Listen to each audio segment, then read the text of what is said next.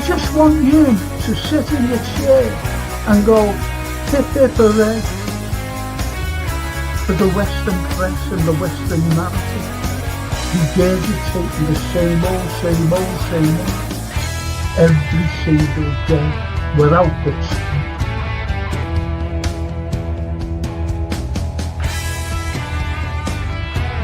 Please watch the first 2 episodes, the second series. Look at that. Absolutely fascinating. And it was the first time the Beatles had really stopped being semi-professional almost.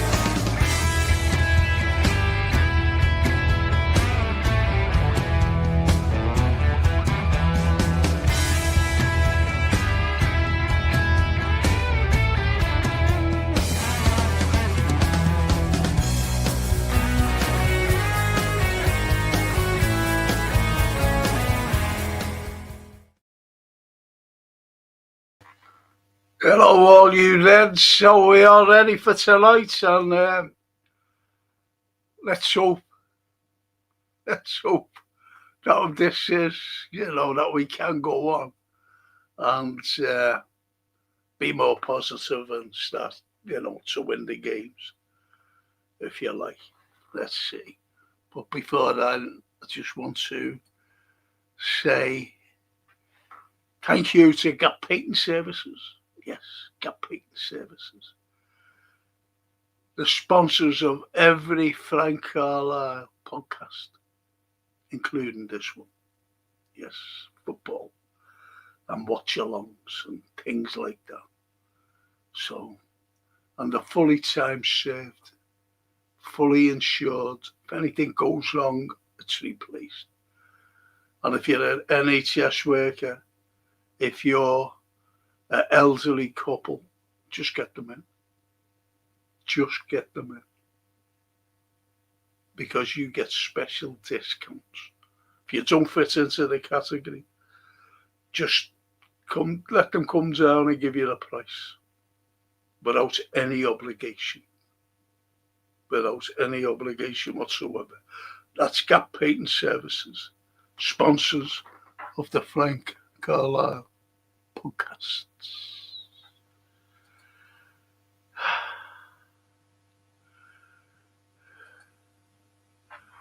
Edward, Frank the man is back.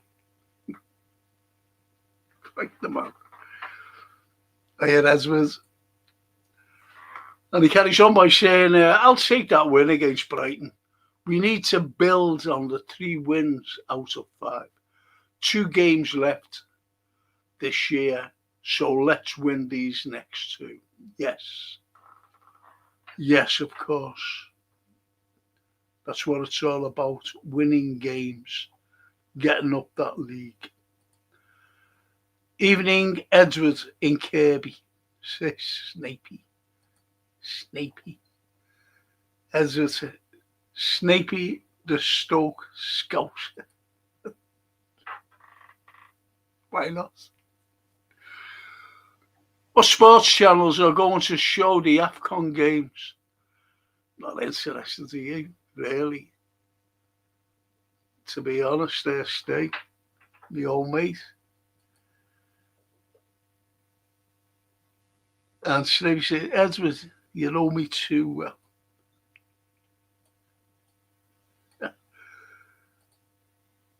And Carlyle 4 minutes later. Yeah, I say, man, you don't know what I've been up to today, do you? Hey, you don't know what I've been up to.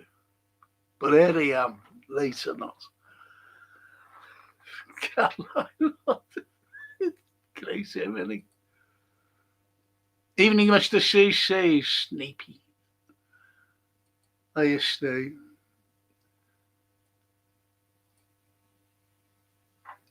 Has anyone seen AI-generated video on YouTube about Liverpool? Yes, I have, Steve.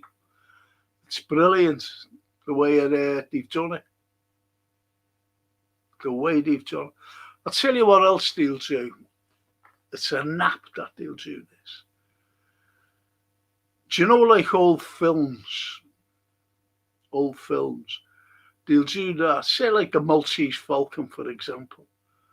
They'll do that AI.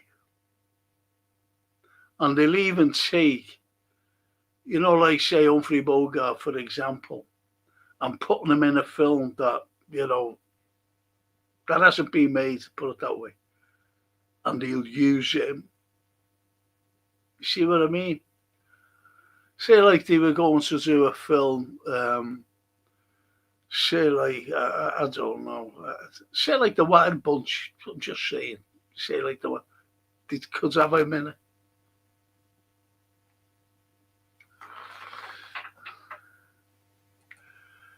Paul Beck. Good evening, Frank and chat. Oh, Paul as well. Hiya, Paul. Good to see you, mate. It really is.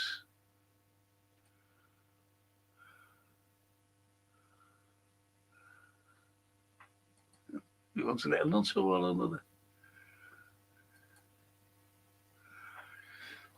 And even in A1 Everton will still be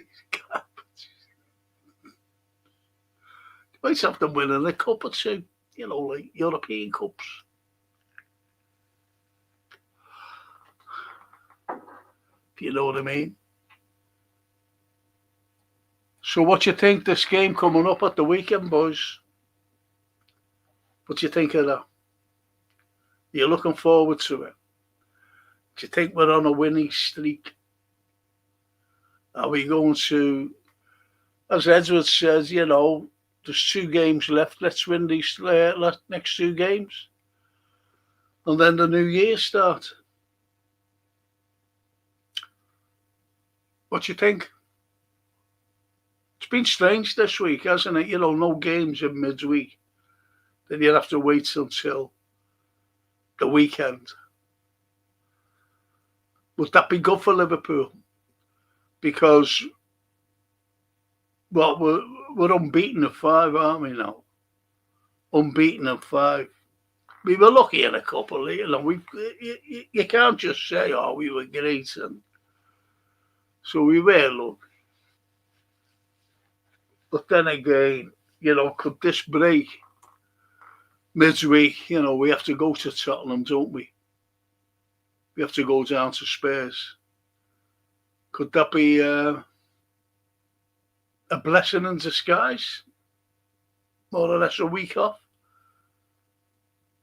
What do you think? What do you think? So it's up to our lads to get down to Spurs, take on Spurs, because they're not so hot, are they now?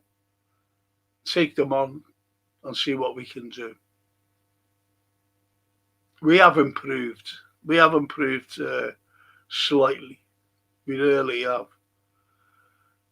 Against Brighton, that was a hard game, though. That was a very hard game. But what I'm afraid of is our defence, and I was still getting. They were splitting us open now. They were. No one can deny that. They were getting through, and we led a little charmed life as they were getting put through. That lad, it was a Gomez who went through. Everyone was beaten. It was in the Annie Road end. And, we were 1-0 up at the time. Could have easily have been 1-1. And he just put it wide at the post. But he should have scored. And they're the type of goals or chances, shall I say, that normally be put away against us. So we rose our luck there. I'm still not convinced that we're playing great. We can play better. That's the point. We can play better. And we've got to shore up our defence. We can't afford, to be opened up like we have been. We have been.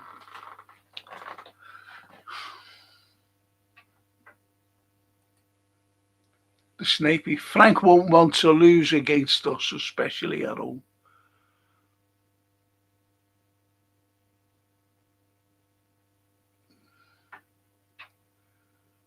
And Edward says Tottenham will be tough, but they're in a bad form. Yeah, they are.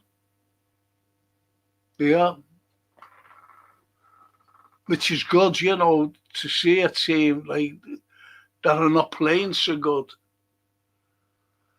Because we have played teams, the likes of Sunderland, they've been playing well, undoubtedly. But we were lucky against them, weren't we? Let's be honest. But Chiesa especially, kicking off running 80 yards to kick off the line. And I'm just wondering, if that lad will get a chance at a start in any game, to be honest, unless they're keeping them back and selling them in January.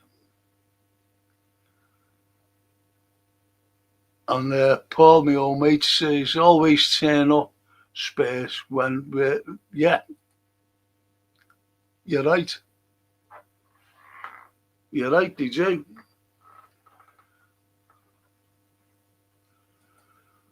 And Paul says Brighton had far too many chances. They did. They did. That's what I mean about being carved up.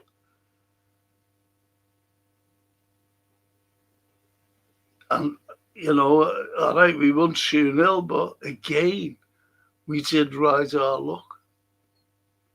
We can't afford to let other teams, any team for that matter, get through to us. We've got to shore up the defence. It's as simple as that. And Snapey says, Brighton still created loads of chances. I just know Bradley's back at right back. But even with him back, we still look brittle, to be honest. Yeah. I'm glad someone, is saying as it is. We're not like... We're not... We're not like other people, saying this is brilliant, this is it, we're going to go on, we're going to win the league and all this nonsense, if you know what I mean. And this is what to say.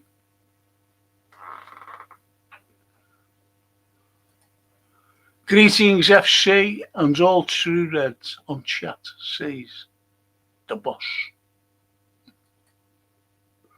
Callum. Fetty might return to TRN because Motta is gone.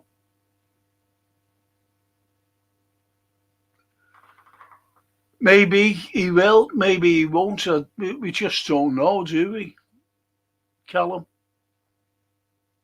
We just don't know. Hiya, Lee. Hiya, mate. Hey, Frank, hope you're well. Spurs, I think, we will win against... We will win against them, up and down like us, but we have more quality. It just depends on the lineup and slot mix. Exactly. See what I mean? Normally we'd be saying, yeah, we'll beat these, but it's always ifs now, isn't it? And that's the problem. It's always if. Boss says, I'm sad for Joe Gomez. 2 assists and a good performance and another injury, but must be sick as he's good. Yeah. Yeah. Especially, as you said there, boss, where Ibu struggled. But I thought Ibu was all right. I really did. I thought he was all right. Well, better than what he had been, if you know what I mean.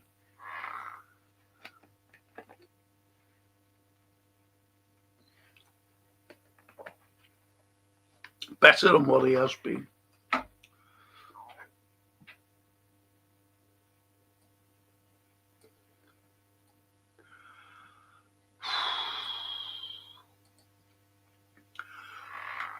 And Lee says, any news on Gomez, who went off?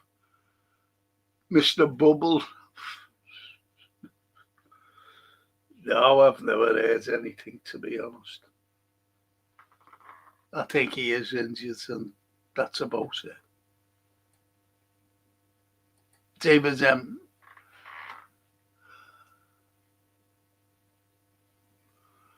how do you feel about Callum Nesbitt on loan to Liverpool?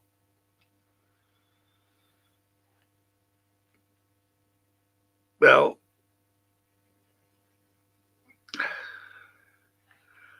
I'm just worrying about the players we've got, to be honest. Callum Nesbitt. What I mean, David? Szoboszlai is out for 3 weeks, apparently, says Callum. Frank, what worries me, even with the defensive additions, I have no faith in the coaching. If he was a decent manager, he could have made Darwin into the player that made Isak beyond requirements. I had a couple of guests here today, and they said the same. They said the same. Believe it or not. And the people who came here are not Scousers either. But anyway, they paid me a visit, and they're going to the game. They went to the last game at Brighton. They're going down to Spurs to watch the game. But one of them lives in London anyway. And he said, they was talking as well about, he just said to me, what do you think about the defence? I said, well, and I just said, well, I told you, told them the same. And he was saying, you're right. And Paul Burke said, they always seem to turn up on us Spurs on the day. And they said exactly the same. Albeit that they're playing bad. I'm talking about Spurs here, playing bad. And that's what they said. We're not going to morph into our blistering attacking team for quite some time, says the Snape. We're highly reliant on Szoboszlai as well as Ekitike. Has done well, to be honest, but we need all of them on form. That's when every one of them on form, defence, everyone. And that's what makes us tick. That's what makes us a great team. But unfortunately, it's like a roller coaster. Some are good, then they take a dive, and then as they take another upwards thing, the others who are up there take a dive, and that's what I mean. It's up and down with form, with individual players, that is. Because Gravenberch took a dip, didn't he? In form. Ekitike as well, before the Brighton game. He wasn't doing much. So did you, it's in and out at the time. Form, that is.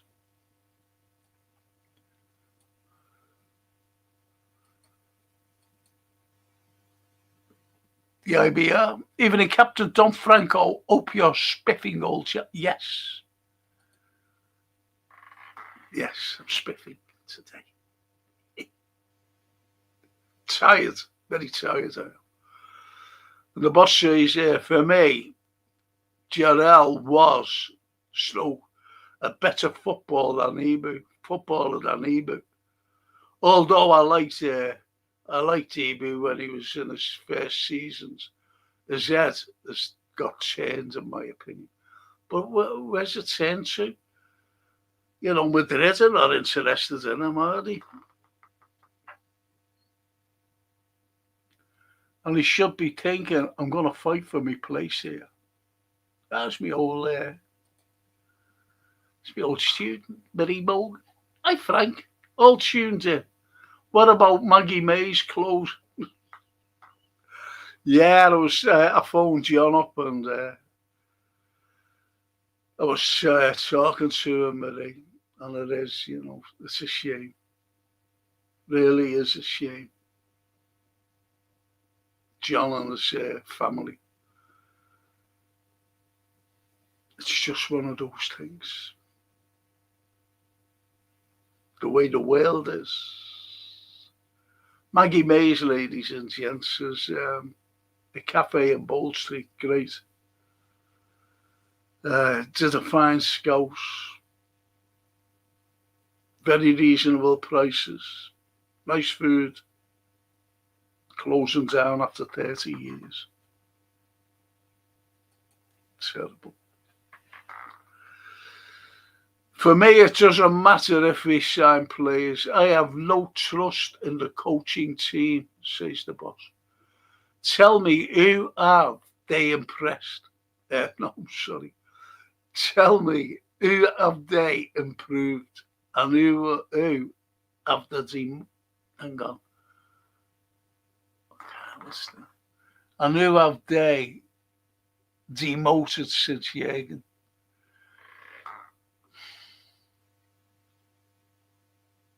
Yeah, suppose.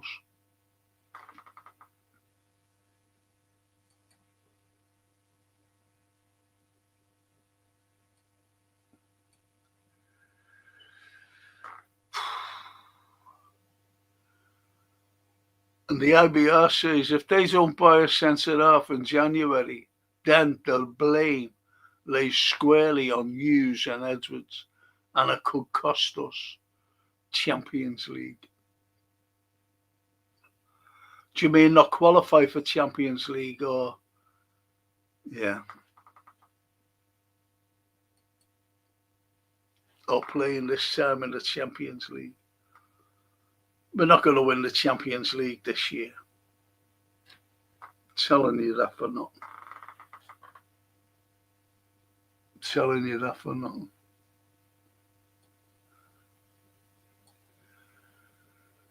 The IBR, how much longer does Isak get? A pass. Hang on. I'll have to get me glasses, unfortunately. How much longer does Isak get a pass for not having a pre-season? As he's had well over 3 months to step up things. And if he's not improving by January, I want Isak to be our first choice.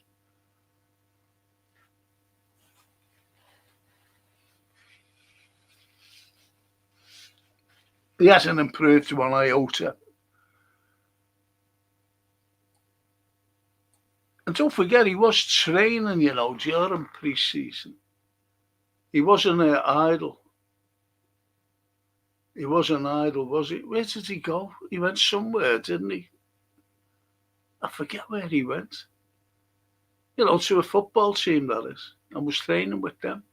So, all the excuses about him, he's not match fit. Oh, yeah, okay. Didn't wash with me. Oh, it's the fuzz. I'll just read this out. I'll get down to the fuzz.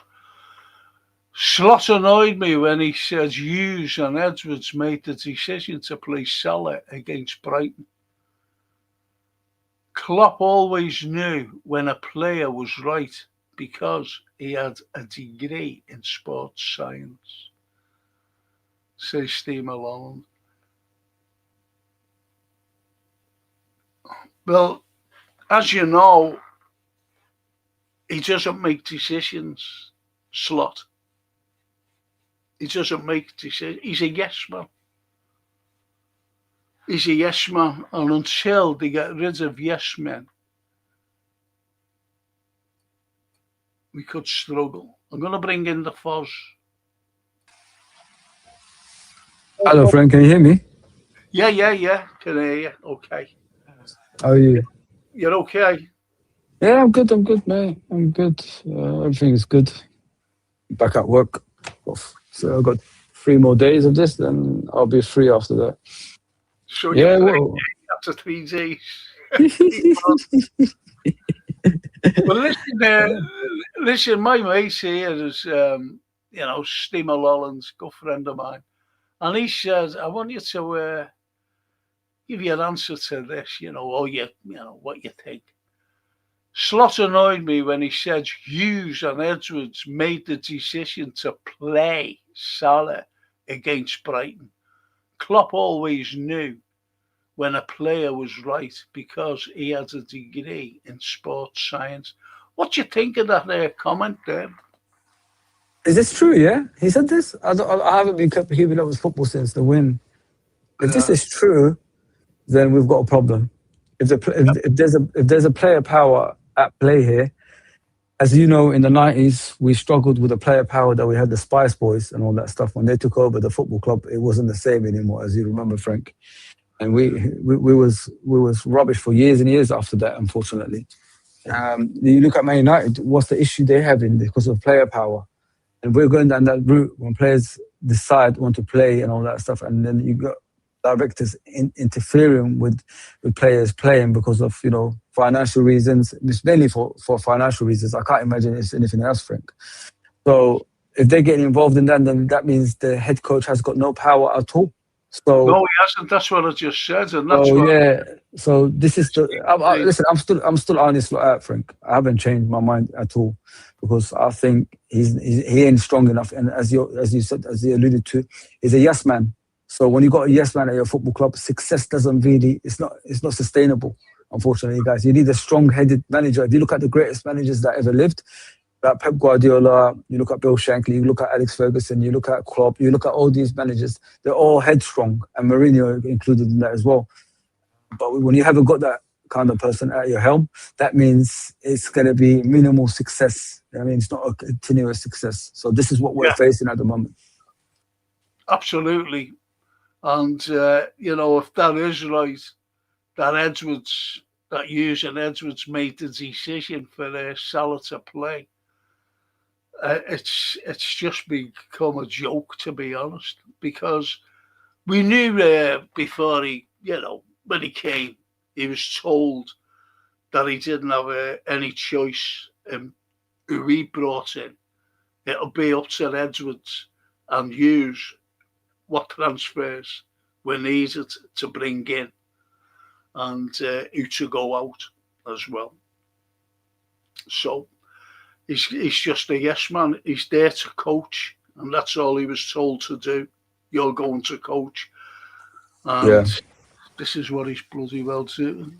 Not He's a terrible coach, guys. He's very soft as a coach as well. Like if you look at the game the other day when he brought on Salah, he had young Ramsey as a right back. That was a perfect game to check out young Ramsey, see if he could play as a fullback at home in front of the crowd. Confidence probably would have been, high at the same time as well. But he decided to bring on Salah instead, and then he put Dominic Szoboszlai as a right back again. So he's gone back to what actually wasn't working before for some reason, and yeah, it's a mess. We're in a mess. You know what's sad, Frank? If you look at the league this season, the games we're supposed to win, if we won those ones, we could have been top of the league now. Think about it. All those bottom teams that we faced, we could have been top of the league now. Even that form that we was in, losing games continuously. You beat Leeds, you beat Nottingham Forest, you beat all those teams around that we've been losing to. We'll be top of the league now, laughing at everybody else. But we didn't choose that. We're too stubborn as a football club. To me, it looks like these people don't care about success. It's not just him. I think the people around the football club just don't care about success because if they did these things wouldn't happen, Frank. Let's just be honest here. yeah, yeah. And again, it's that horrible terminology, yes man, and that's what it's out. That's all it boils down to. And you do need a strong head. You do need a strong manager. And I'm not talking about a coach either. I'm talking about a manager who can coach. And I don't like to say it, but Slot isn't the type of coach that we want. Not a yes man. And I just don't know what's going to happen, to be honest. But, let's hope that we can win the, I don't know, games to get us up the table like we did. And we were lucky, there's no question about it. See what I mean? And I just want to go into a couple of questions here, a couple of comments there. And the IBR says, seeing our high streets get forced out of business due to globalism and high council taxes. It's always been like that, though. It has. But you're right, IBR, it says, especially high taxes, because the government don't help. The government, that is why the taxes go up on high street shops, businesses. And Liberadia questioned the fitness again. It feels like nobody can play full 90 minutes at the moment. After Brighton, there were more of our players on the floor after full time than Brighton players. Feels like the whole team has a pre-season. I mentioned this after the Inter as well, but I think it's starting to pay off with extra effort and 2 wins. But I don't understand that, Lee, I'm being honest. Feels like the whole team has a pre-season. I mentioned this after the Inter as well, but I think it's starting to pay off with extra effort and 2 wins. If we're not going to be fit, it's like I said a couple of weeks ago now, by the time January comes, the way Szoboszlai's been running around, his legs could go. Yeah, 100%. Go on. No, 100%. I agree with you, Frank. Sorry. No, but it's if Lee's saying he's looking as though our lads have another pre-season. I don't even know what the preseason was, Frank. I can't remember it. You know what I mean? It was so bad. Nobody can remember our preseason. That's how it is with Liverpool at the moment, guys. If you look at our squad, as Arne Slot said when he first arrived, not knowing how big Liverpool is, not knowing the amount of trophies we go for, not knowing how competitive the Premier League is, he said, "I love to work with small squad." That's what he said. Well, this league and the competition you actually are in needs a bigger squad. That's why you're experiencing these difficulties right now. Your job's on the line because you said you like small squad. Well, you got your small squad. Now you're complaining about the small squad. You're talking about injuries. You know what I mean? So make up your mind what you want as a head coach. Because one minute you say you like, he says like exactly the same. Go on, carry on. No, but he confuses the heck out of himself, not just us. 1 minute he likes small squad, next minute he wants a big squad. So make up your mind. It's a mess. It's an absolute mess. And like the gentleman said about the extra effort, they have to put extra effort in because we can't keep the ball. We can't even do 2 passes together. Have you guys watched us? We don't know. When you're watching us on the pitch, we don't know what we're doing majority of the time. We just get lucky sometimes. You look at Ekitike's goals the other day. It wasn't like the talent we had on the pitch. It was just through luck. The first one, the guy decided to put the ball across. Gomez was there, headed it on, and luckily Ekitike scored. The second one was from a corner. We don't really score from corners. I think that's our first goal from a corner this season. I can't remember any other one after that. Before that, sorry. So. Yeah, it's nothing to do with like talent or anything like that. It's just luck at the moment. We're living luck, and unfortunately, it's keeping him in the job. And what Salah did kept him in the job even longer. If Salah didn't do what he did, probably Arne Slot would be without a job right now because of the results that was coming after the Leeds game and all that stuff. So yeah, Frank, it's a mess. It's a mess all round, and it's just a matter of time before he gets sacked. To be honest, mate, the football's not attractive to watch. We don't know what we're doing on the pitch. We're like the gentleman said, we're overplaying players and we're putting extra effort on the pitch to keep clean sheets and all that stuff. Our talent alone should be enough to win games. I don't even know what our talent is anymore. To be fair, mate. Well, there you go. And their opinions, aren't they? And you're not the only ones who have those opinions either. To be honest, Fuzzy, because Liverpool, look, the Brighton game, we rode our luck. I said that at the beginning. We rode our luck against Brighton. The chances they created, it was frightening. It really was. And we can't afford to give other teams those chances. We were carved open. We were carved open. Right through that game. Carved open. Albeit that we won 2-0, but we rode our luck again. And as I keep saying, Mr. Slot has been let out of jail. And he's been let out of jail a few times this season, by the way. Let out a few times. And the boss, he's answering to IBR. He says, I don't think it matters if they sign players. Without man management, I still feel this thin squad is good enough to challenge. Any one of us could do better than the Double Dutch Muppet. So he thinks that the squad is good enough. It is because we've got great players, but it's the way, they're coached. Because no one knows. Yeah. I keep repeating the same bloody thing all the time. And it's going around in circles. Yeah. Anyway, the boss carries on by saying, I think Hugo has done enough to be first choice. It's up to Isa to show his work, but I would like twin strikers, Hugo and Isak, with Flo or Mo feeding them. What do you think of that one? I don't mind it, you know what I mean? But the thing is, if we play two strikers up front, Frank, that means we're losing the defensive side. This team can't even defend anyway. Imagine taking an extra midfielder for a team that can't defend. So we're going to concede more goals. We might score teams, but it doesn't mean our defensive side is going to be improving anytime soon. So with the two up front, it's like old day football, like 90s, 80s and all that stuff. It worked back then. But the tactical side of the game nowadays, you need more midfielders than attackers, if you know what I mean. So that's how I look at it. And especially with our lack of defensive, quality, we can't take a midfielder out from that area, to be fair. We've got to stuff that midfield. If you look at the previous 4 games, why did we get the results that we did? Because we packed the midfield. There's no hole in the midfield anymore. So there's no gaps for the other teams to feed through to score goals. If you know what I mean? So that's how it looks to me. But if we take an extra midfielder out to put a striker in, it's going to be difficult for us, to be fair. And not only that, the head coach has his favourite players. We're not going to see Chiesa anytime soon. We're not going to see certain players anytime soon because of his stubbornness.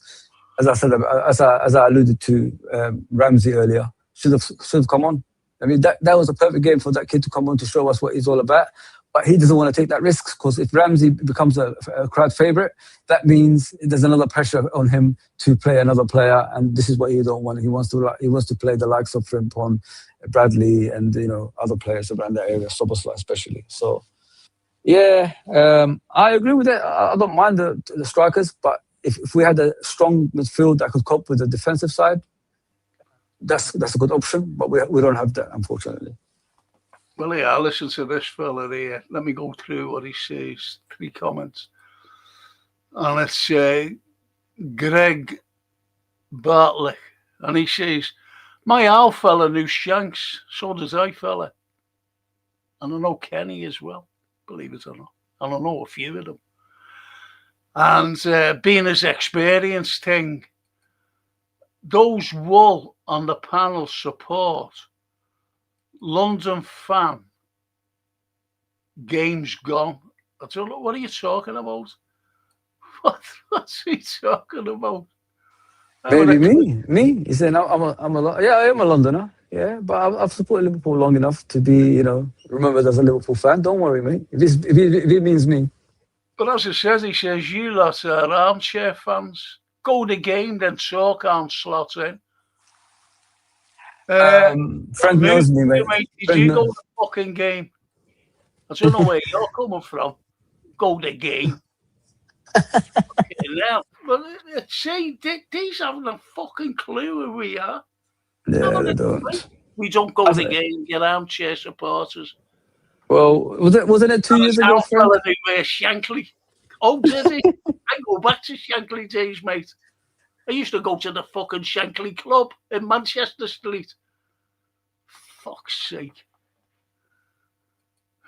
My owl fella, yeah. I'm an owl fella as well. My owl fella knew Shanks and being his experience still. I don't know what that fucking means.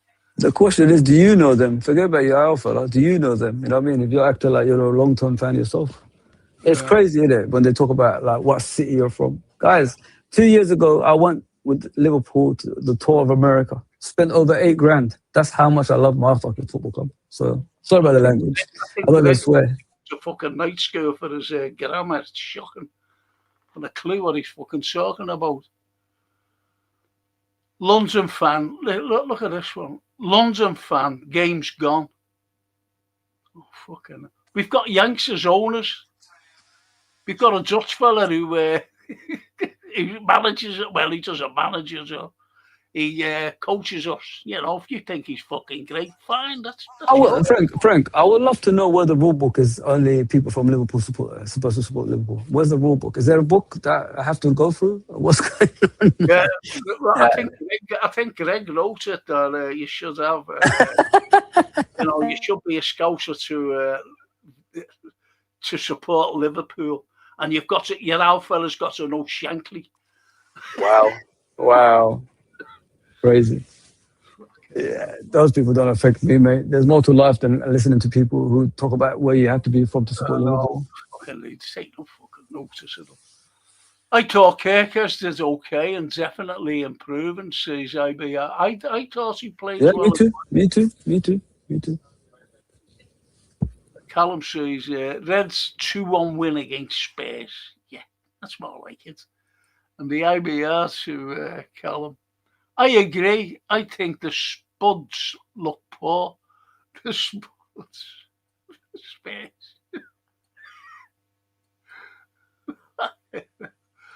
And Lee Brady says, he's an son says, sounds like I contradicted myself there.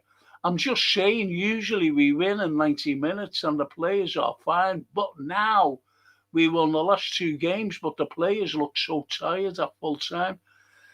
Yeah, I understand what you're saying. I understand that. Do you ever remember, Fozzie, when, I forget what game it was, and you see Szoboszlai, he's fucking running around everywhere. And he just lay on the ground at the end. You know, Man City away last season. Do you remember that?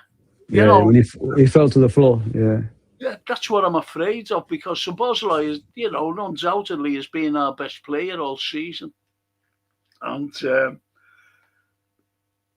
I think he's a future captain, to be honest. I really do. I like him. He just shouts. He just shouts at players, by the way. And you see him in midfield, you know, when he's got the ball, he's looking around and he's trying to tell, like Jones, to get forward, you know, to move. Then he has to turn around and pass fucking back. Yeah, you're spot on, Frank. You're spot on, mate. Szoboszlai's legs could run out at the end because it's worrying signs. And I mean, I don't think he's missed a game this season either. So he's playing majority of the games and he never gets a rest either. So this is why we need to bring people in very, very soon in the January transfer window. But the thing is, Frank, I want to ask you a question. If they bring in players in the January transfer window, does that mean Arne Slot is going to be remaining at the football club? Because why would you get players for managers that's leaving?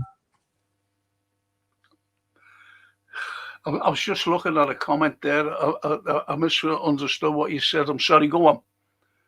What did you say?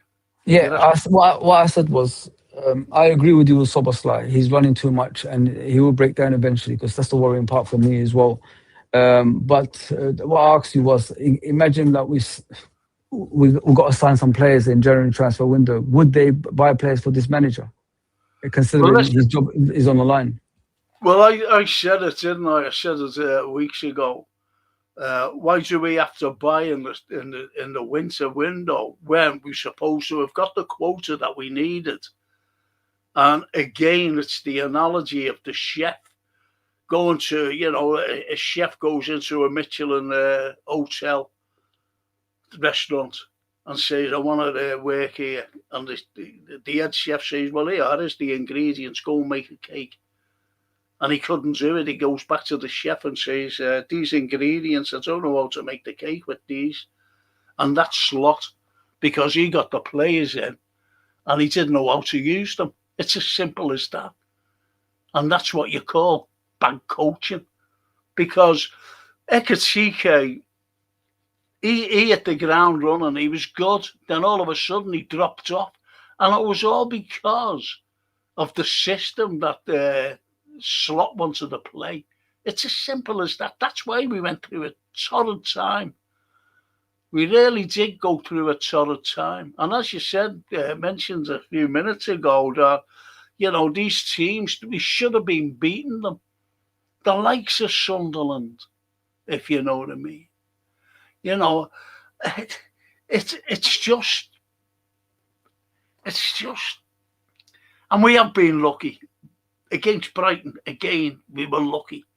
We were carved open time and time again.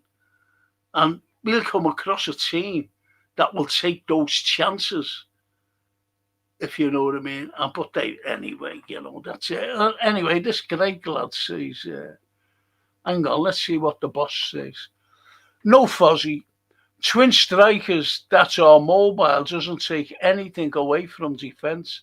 You make them mobile, and my choice would leave Cozy on the bench. Old school isn't bad school. You are wrong. That's what he says to you. That's. I wish I could be wrong. Let me just put it that way. You know what I mean? But like Frank just said moments ago, when we're struggling with having a packed midfield, still, like, if we had a better team against us, they would have scored that goals. That's why I'm afraid of, if we, pull a midfielder out from that team. We're already struggling with a packed midfield. Imagine you take one of them out, it's going to get even worse, because the teams are already creating chances, Frank, right? So you take one extra midfielder out, then you're in trouble. Well, this is it. You see, we try to talk as though, we look at Liverpool, we support Liverpool, we want Liverpool to win every game, no matter what.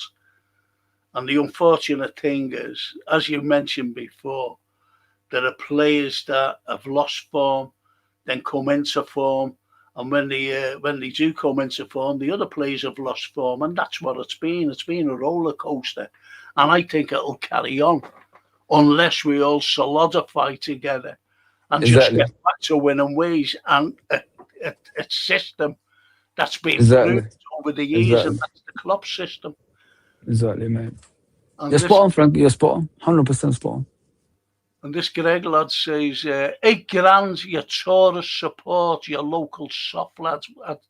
I wish you'd go, listen, fella, just try and, put your grammar together. And because I don't know, £8,000, your tourist support, your local soft lad. Can you be more, put your grammar right, or just go to night school? My concern now is if Alonso is sacked, he goes to Chelsea.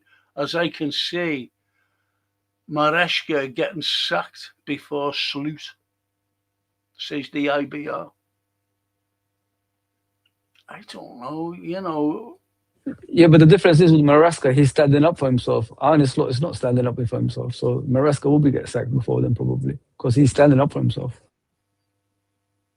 And the boss says, how about this then, Fozzie? I would play Mo on the left wing with a radical idea, a left-footed winger on the left wing. Oh, I wish. It gives me the John Barnes vibe, Frank. But I can't see that happening, because if Salah could play on the left, they would have done years ago. He's the only, have you guys noticed that? He's the only player in the team that only plays in one place. The rest of them can utilize each other. They could play everywhere. All these years, Salah is the only player that doesn't go left or anything like that. It's crazy. I would love to have him on the left, but I don't think he's got the stamina and ability to play on the left. I don't think. I don't know if you disagree or agree with me, Frank. Well, there's a good one from Edwards. He says, John has been playing in too many positions. Maybe that's why he's injured. Yeah, I agree. Too many positions, too much running in certain positions, challenges coming across to him a lot as well. So yeah, I agree. Like he hasn't got a settled position, the poor guy. I feel sorry for Dominic because he's doing everything that he can this season to make this team a better team, but he doesn't get the support that he deserves because the manager doesn't trust enough players. Imagine the manager start trusting Chiesas and players like that and giving them an opportunity. Maybe Dominic can rest. Imagine like you play Chiesa on the right, Dominic in the middle with Gravenberch or Jones, whoever's there, and then you could just, push forward from there. But no, our head coach doesn't want to do that. He wants to take this principle, as he says, of playing Dominic all over the place for some reason. To the point, Dominic will probably get injured in the long term, like Frank said. Well, that's the point, isn't it? Once you lose, he's our best midfielder by far, and then he puts him at right back. So we've lost the engine then in midfield, albeit Slot knows he's got a good engine, so he expects him to play at right back and in midfield at the same time. And that's what knackers the player. That's what absolutely knackers him. Do you see what I mean? Yeah, his legs could go. Yeah. Anyway. Because when you're playing different positions, Frank, it brings a lot out of you as a player. Because every position has a way of playing, if you know what I mean, Frank. One position is a lot of running, one position is less running, one position you have to be physical. So he's doing all of that in one team. And that's the thing that could kill him at the end. And the worst part of it is he's not just getting injured, Frank, that worries me. He could potentially be an injury-prone player in the future. That's the scariest part of it. Well, this Greg lad says, we've been very good the last two seasons, the last two games. Okay. We've been very good. And we've been very... Well, if you think so, if you think that we were very good against Brighton, that's fine. If you think that we were very good against Sunderland, that's fine. No problem. I don't think we were. We've been terrible. We've been terrible, Greg. Sorry, mate. Yeah. You got to watch the game thoroughly to understand what we see. It hasn't been a good performances, mate. It's just luck and players, not just luck. Players. Some of the players actually start performing. Not everybody, just some of the players. That's what it is as well. Wow. Maybe it's this midweek break is what we need if exhaustion is an issue, says the Snake. Yeah. I think every time we had a break, Frank, and we come back from a break, we struggled. I'm sure of it. The break is the issues, as far as I'm aware, anyway. I've just been called a blue.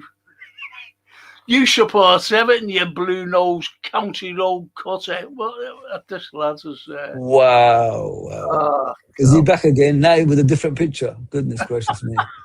Mate, change your picture, mate. I'm starting to worry what you are. Yeah. All right, lads. Yeah, I'm a blue nose, pretending to be a red, pretending to go to. How many finals have I been to in the European Cup and the Champions? Come on, Frank. Give us a sec, Frank. It's funny, isn't it? It's funny, Frank. He got caught out. You know what I mean? We know he's not a red now. He's pissed off because he got caught out. You support Everton, you blue nose, county road cutter. Oh, lads. Yeah, okay. I'm a blue nose fucking girl. Yeah, sure. Carry on. Barry says, how are you doing, Snake? Oh, fuck. I'm talking to it. Best wishes, Frank and chat, says the boss. Oh, it's difficult to debate the comments and explain tactics in a messages, but I know tactics and strategy. I don't think I'll stop it, for fuck's sake. Don't be arguing with our fucking own. Stop it. Fucking stop it. What's happened? I don't fucking know. Stop this immediately. Stop arguing between ourselves, okay? I think the best choice for Liverpool is to keep the manager until the end of the World Cup to see if Nagelsmann will continue with Germany or not, because that is my choice for Liverpool, says Steve from Dallas Cowboys. Okay. I think so. I don't know about Nagelsmann, to be honest. It's too much of a playboy, Frank. You know, it's too much of a playboy. Yeah. We need something strong-minded that players don't take. You know, it doesn't take shit from players and all that stuff. We need a tactical man management, psychologist. You know, in the psychological factor as well involved, like a Jurgen type of guy. That's what we need: a strong-minded person that could relate to the players as well as the fan base. If you know what I mean. With this head coach, we've got no relationship with him at all. This is what I see with these Nagelsmann, all that stuff. I think Alonso is a better shot than Nagelsmann, in my opinion. Yeah, I agree there, because Alonso knows.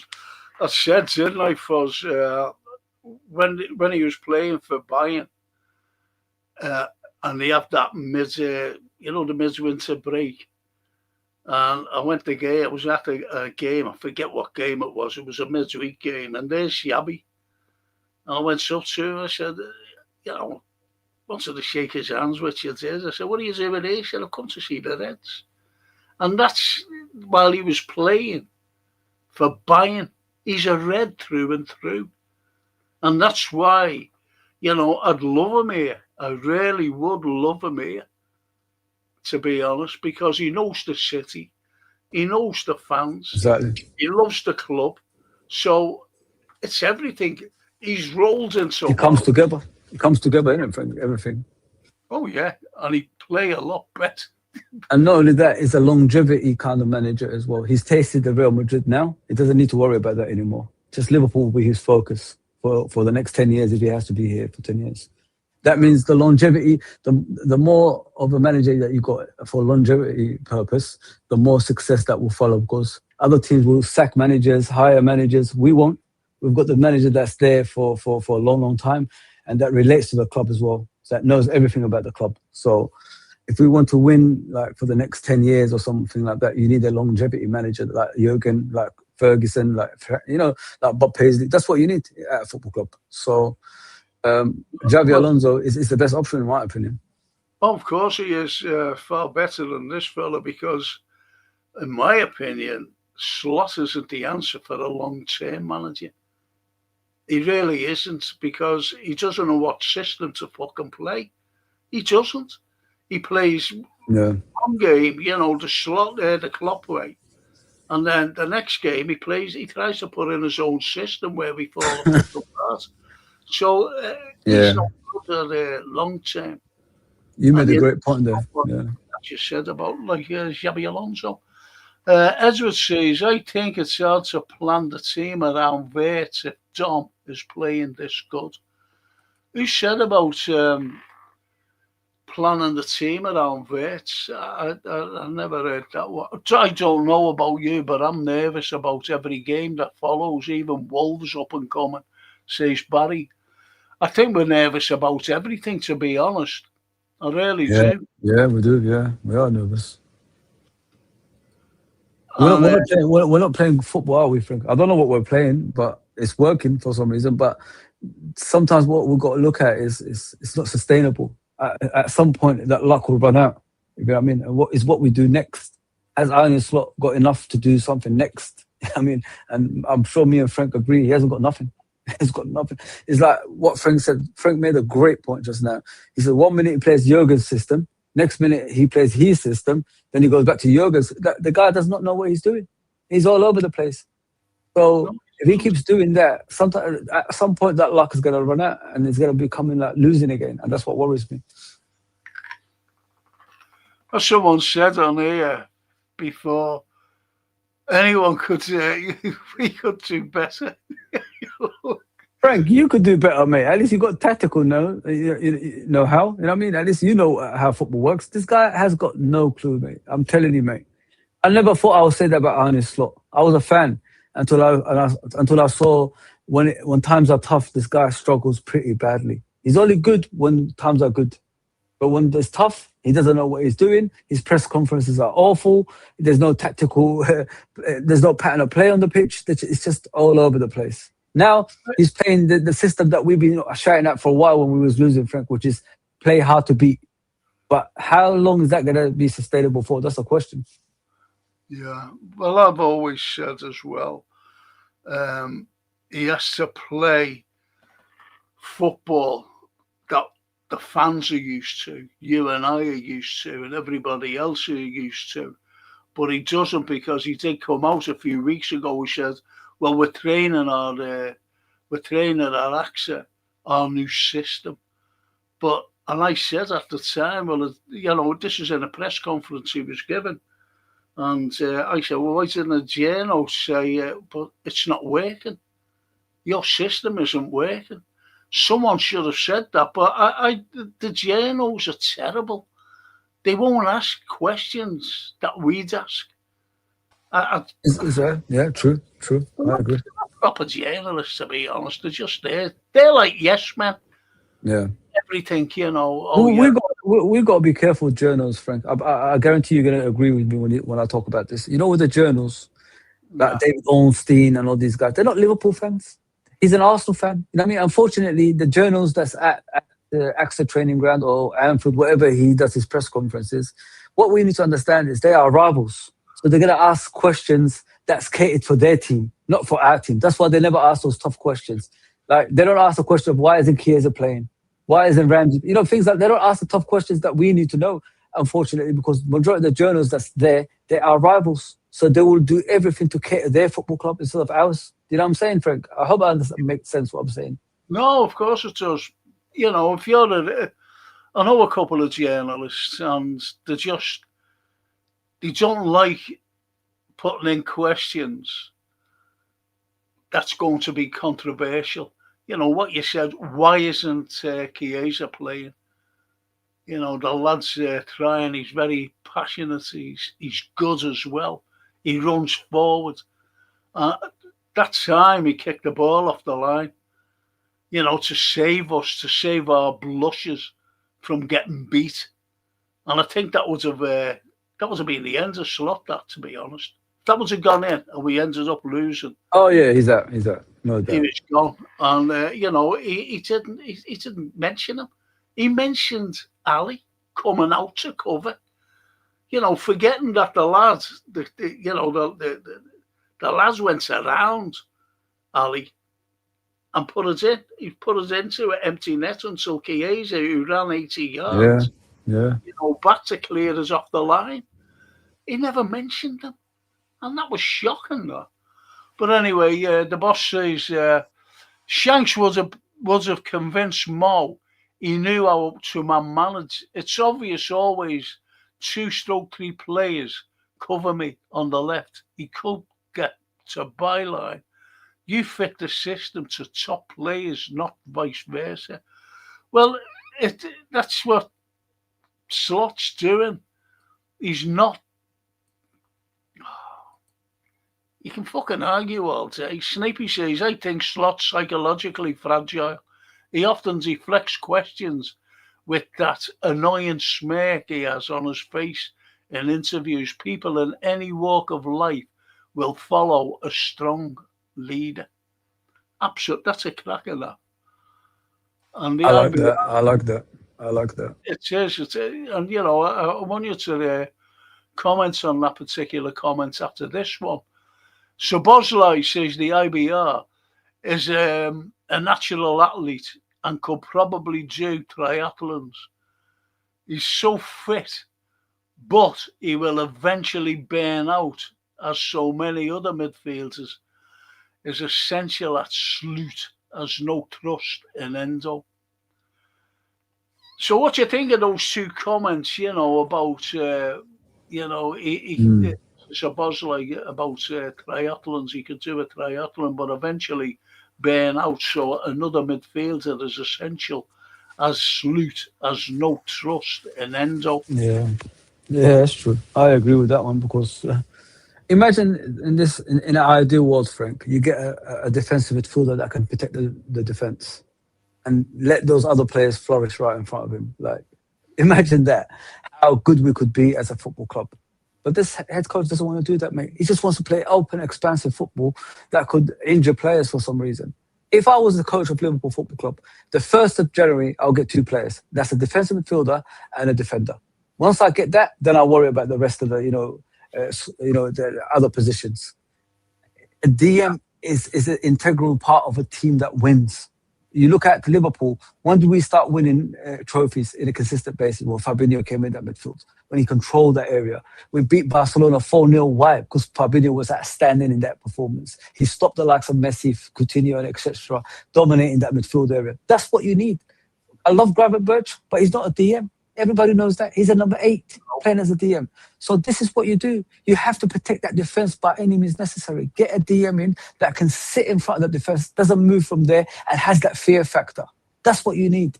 If you look at our players, Frank, when you watch our players, Frank, how often do you see like players that's like Graham Souness, Ronnie Whelan, Steve McMahon? You look at our midfielders, teams are rubbing their hands together because they could get through them easily because they haven't got no fear factor. We haven't got that, Frank. No. Well, I've been saying for 3 years now, and I'm sick of saying it. Why don't we sign a DM? But, you had fans last season saying, well, we've got Grav. And I was saying just what you were saying, but he's not a proper DM. He did play well, don't get me wrong. He did play well. But we still need a defensive midfielder, a good number 6. I said a Mascherano type player who, won't let anyone past, if you know what I mean. I thought Mascherano was absolutely amazing. You mentioned Souness, God, Stevie McMahon. Mm-hmm. He was unbelievable. Yeah, he doesn't get the recognition that the No, he doesn't. He doesn't. And Mascherano, he was brilliant. Stevie McMahon. And not only that, he scored some great goals as well. Mm-hmm. People forget. So you're right, about a DM. I've been saying it for 3 years that we need a DM. Fabinho was great when he came and he got used to the role, and he was absolutely sublime. And then he just, his legs went in. But anyway, let's see what the lads have been saying. And the boss says, best wishes to you all. See you next time, Fozzie. He's gone. I like the challenge. Oh, good. And Christopher says, I thought we were good against Brighton, one of the better performances for a month. Yeah, we were. Yeah, there was a better performance, but we weren't great though, Christopher. This is what we were lucky to get away with a 2-0. Believe it or not, a 2-0 win there. I look at the chances. I look at the way the defence was carved open. Every attack they did. Every attack. Anyway, Steve says, Steve from the Dallas Cowboys, what is this disgusting profile picture of the one that's what he was being funny about, Steve. That's what he was being funny about. Just an arsehole, to be honest. I don't think he's a Liverpool fan. I think he's a blue noser. Could have been a troll, Divvy. Just a divvy, as we say. So don't be worrying about that, Steve, mate. Brother, think all of our front players play better off instinct, like our first goal on Saturday. Under Slot, tactics this season has been far too slow, giving opponents time to get behind the ball on a low block. That's what we've been saying all the time, Neil. Every time we've been saying it, mate. Snapey says, worldwide institutions like ours have admirers the world over, and yes, I've got a purple bin and a posh trainers. Purple bin. Yeah, we've got I don't know. And Steve says the lad from Dallas, I don't think Alonso will leave Real except if he didn't win a trophy this season. Then he will leave. But right now, I don't think so. Even if the players inside Real don't like him, he will continue. I don't know, but Real Madrid are a very harsh side to manage. Yeah. They're very harsh. You've got It's not him leaving, is it, Frank? It's Real pushing him out to leave. Actually, that's what it is. Yeah. That's what we've been hearing. Real are probably going to slowly phase him out because they're not happy about the football they've been playing, and I don't think they're top of the league anymore. I think Barcelona's top of the league now. So yeah, he's in a vulnerable situation at the moment, guys. It's not him leaving. It's Real Madrid pushing him out to leave. Right. So Barry says, I know everyone will scoff, but I'm still hopeful we can get things together and push on for second or third at least. Please don't laugh. We're not laughing. We're not laughing, Barry, because this is what we hope for. This is what we hope for. But it's the way we are. We're a roller coaster team at the moment. We are a roller coaster team. I'd love us to get to the Champions League spot for next season because I love the Champions League. I just love it to death. And, to get to the Champions League next season, don't forget as well, the owners, they're all cash-minded people. They're business people. And the money that rolls in is from the Champions League. This is where the big sponsors come into it. This is where the big players want to go to. They want that next level up, Champions League football. This is why you get the big players. So, know what I mean, Barry? We want this. We want it, but it's whether our coach is strong enough. And Barry carries on by saying, bloody hell, Frank, I've no trust in Enzo. But then again, Enzo, he's not real. I don't know. I just don't know anymore. And Steve says to Barry, you think 1 and 2 are for the City and Arsenal, but I can see Liverpool 3. I don't understand that. You think 1 and 2 are for the City and Arsenal, but I can see Liverpool 3. Oh, I see City and Arsenal before. Yeah, I think City will win the league. Do you think he'll win the league? Yeah, I don't think Arsenal's going to win it. I think City's going to win it this season. The way Arsenal are dropping off is always, with Arsenal, Frank, you probably agree with me with this one. I think they put too much energy in the first half of the season, hence why they pick up a lot of injuries, and then all of a sudden they fade away in the second part of the season when things become tough.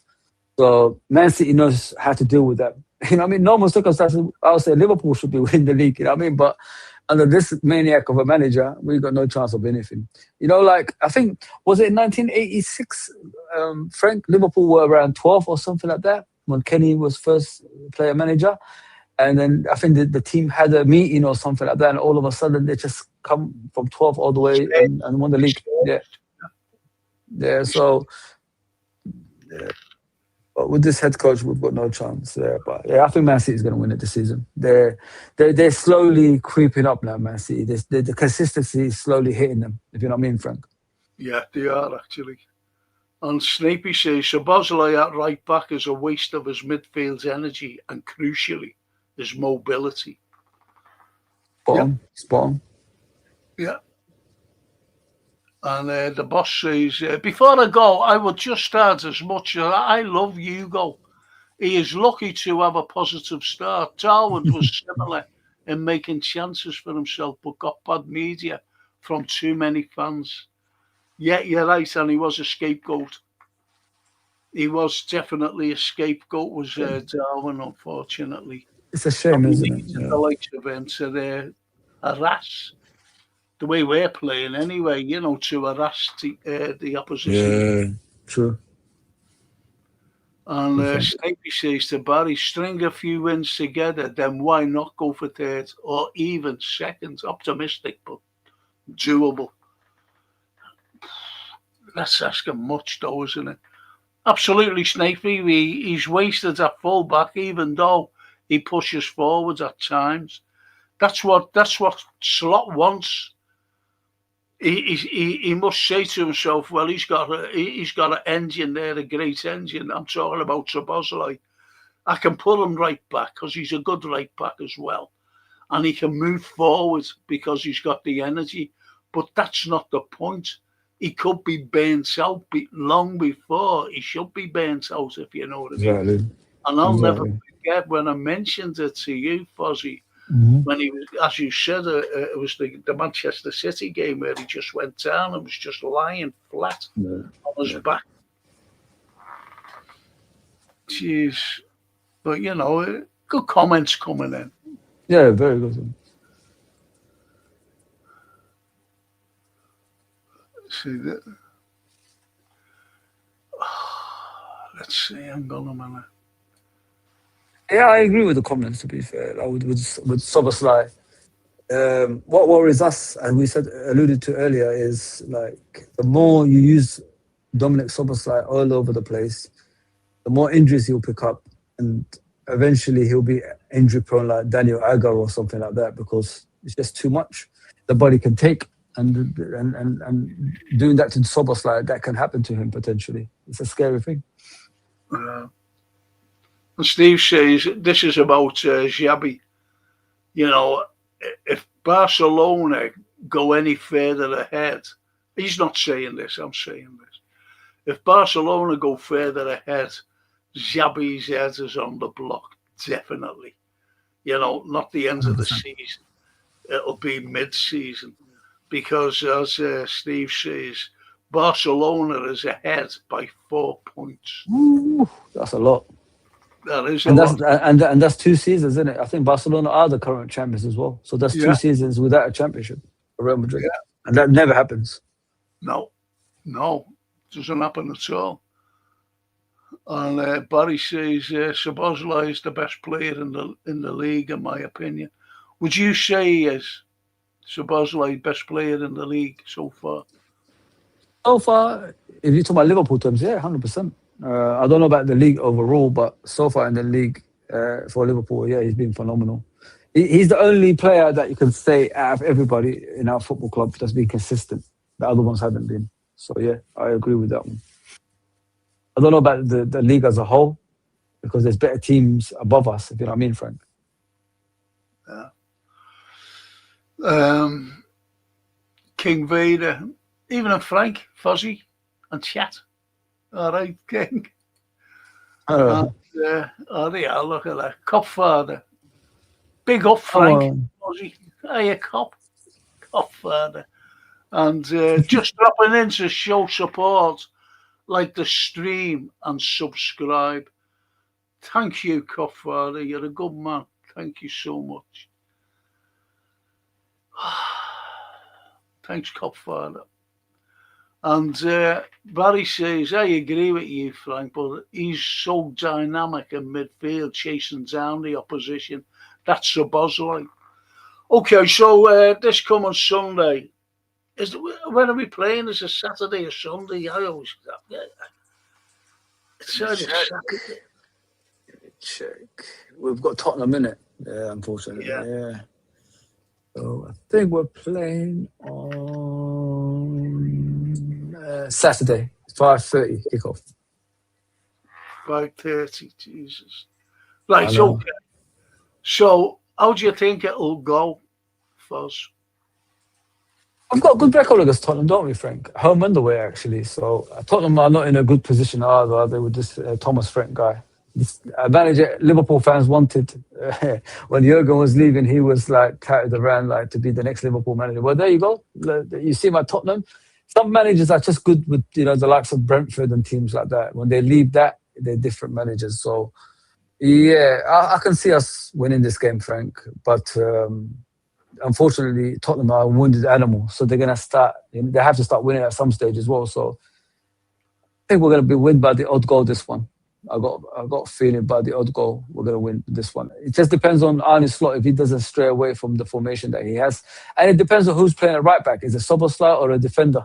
You know what I mean? Yeah. We don't know. Yeah. So this is the scariest part. But you see the problem we have.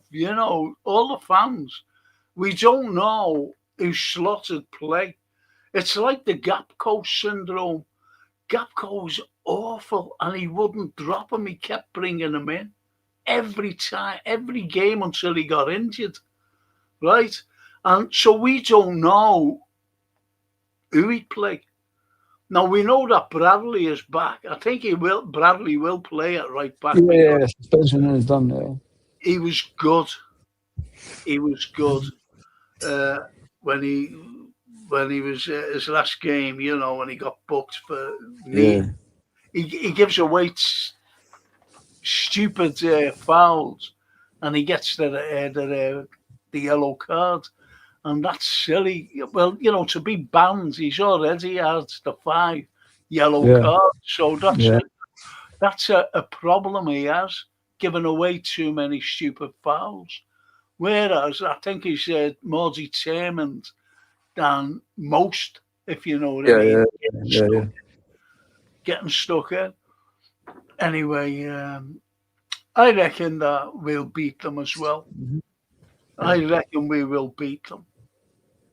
Yeah. If they were on form, then I'll be more worried. But fortunately, they are off form as well at the same time as us. So yeah, I think this is why we're going to win this game.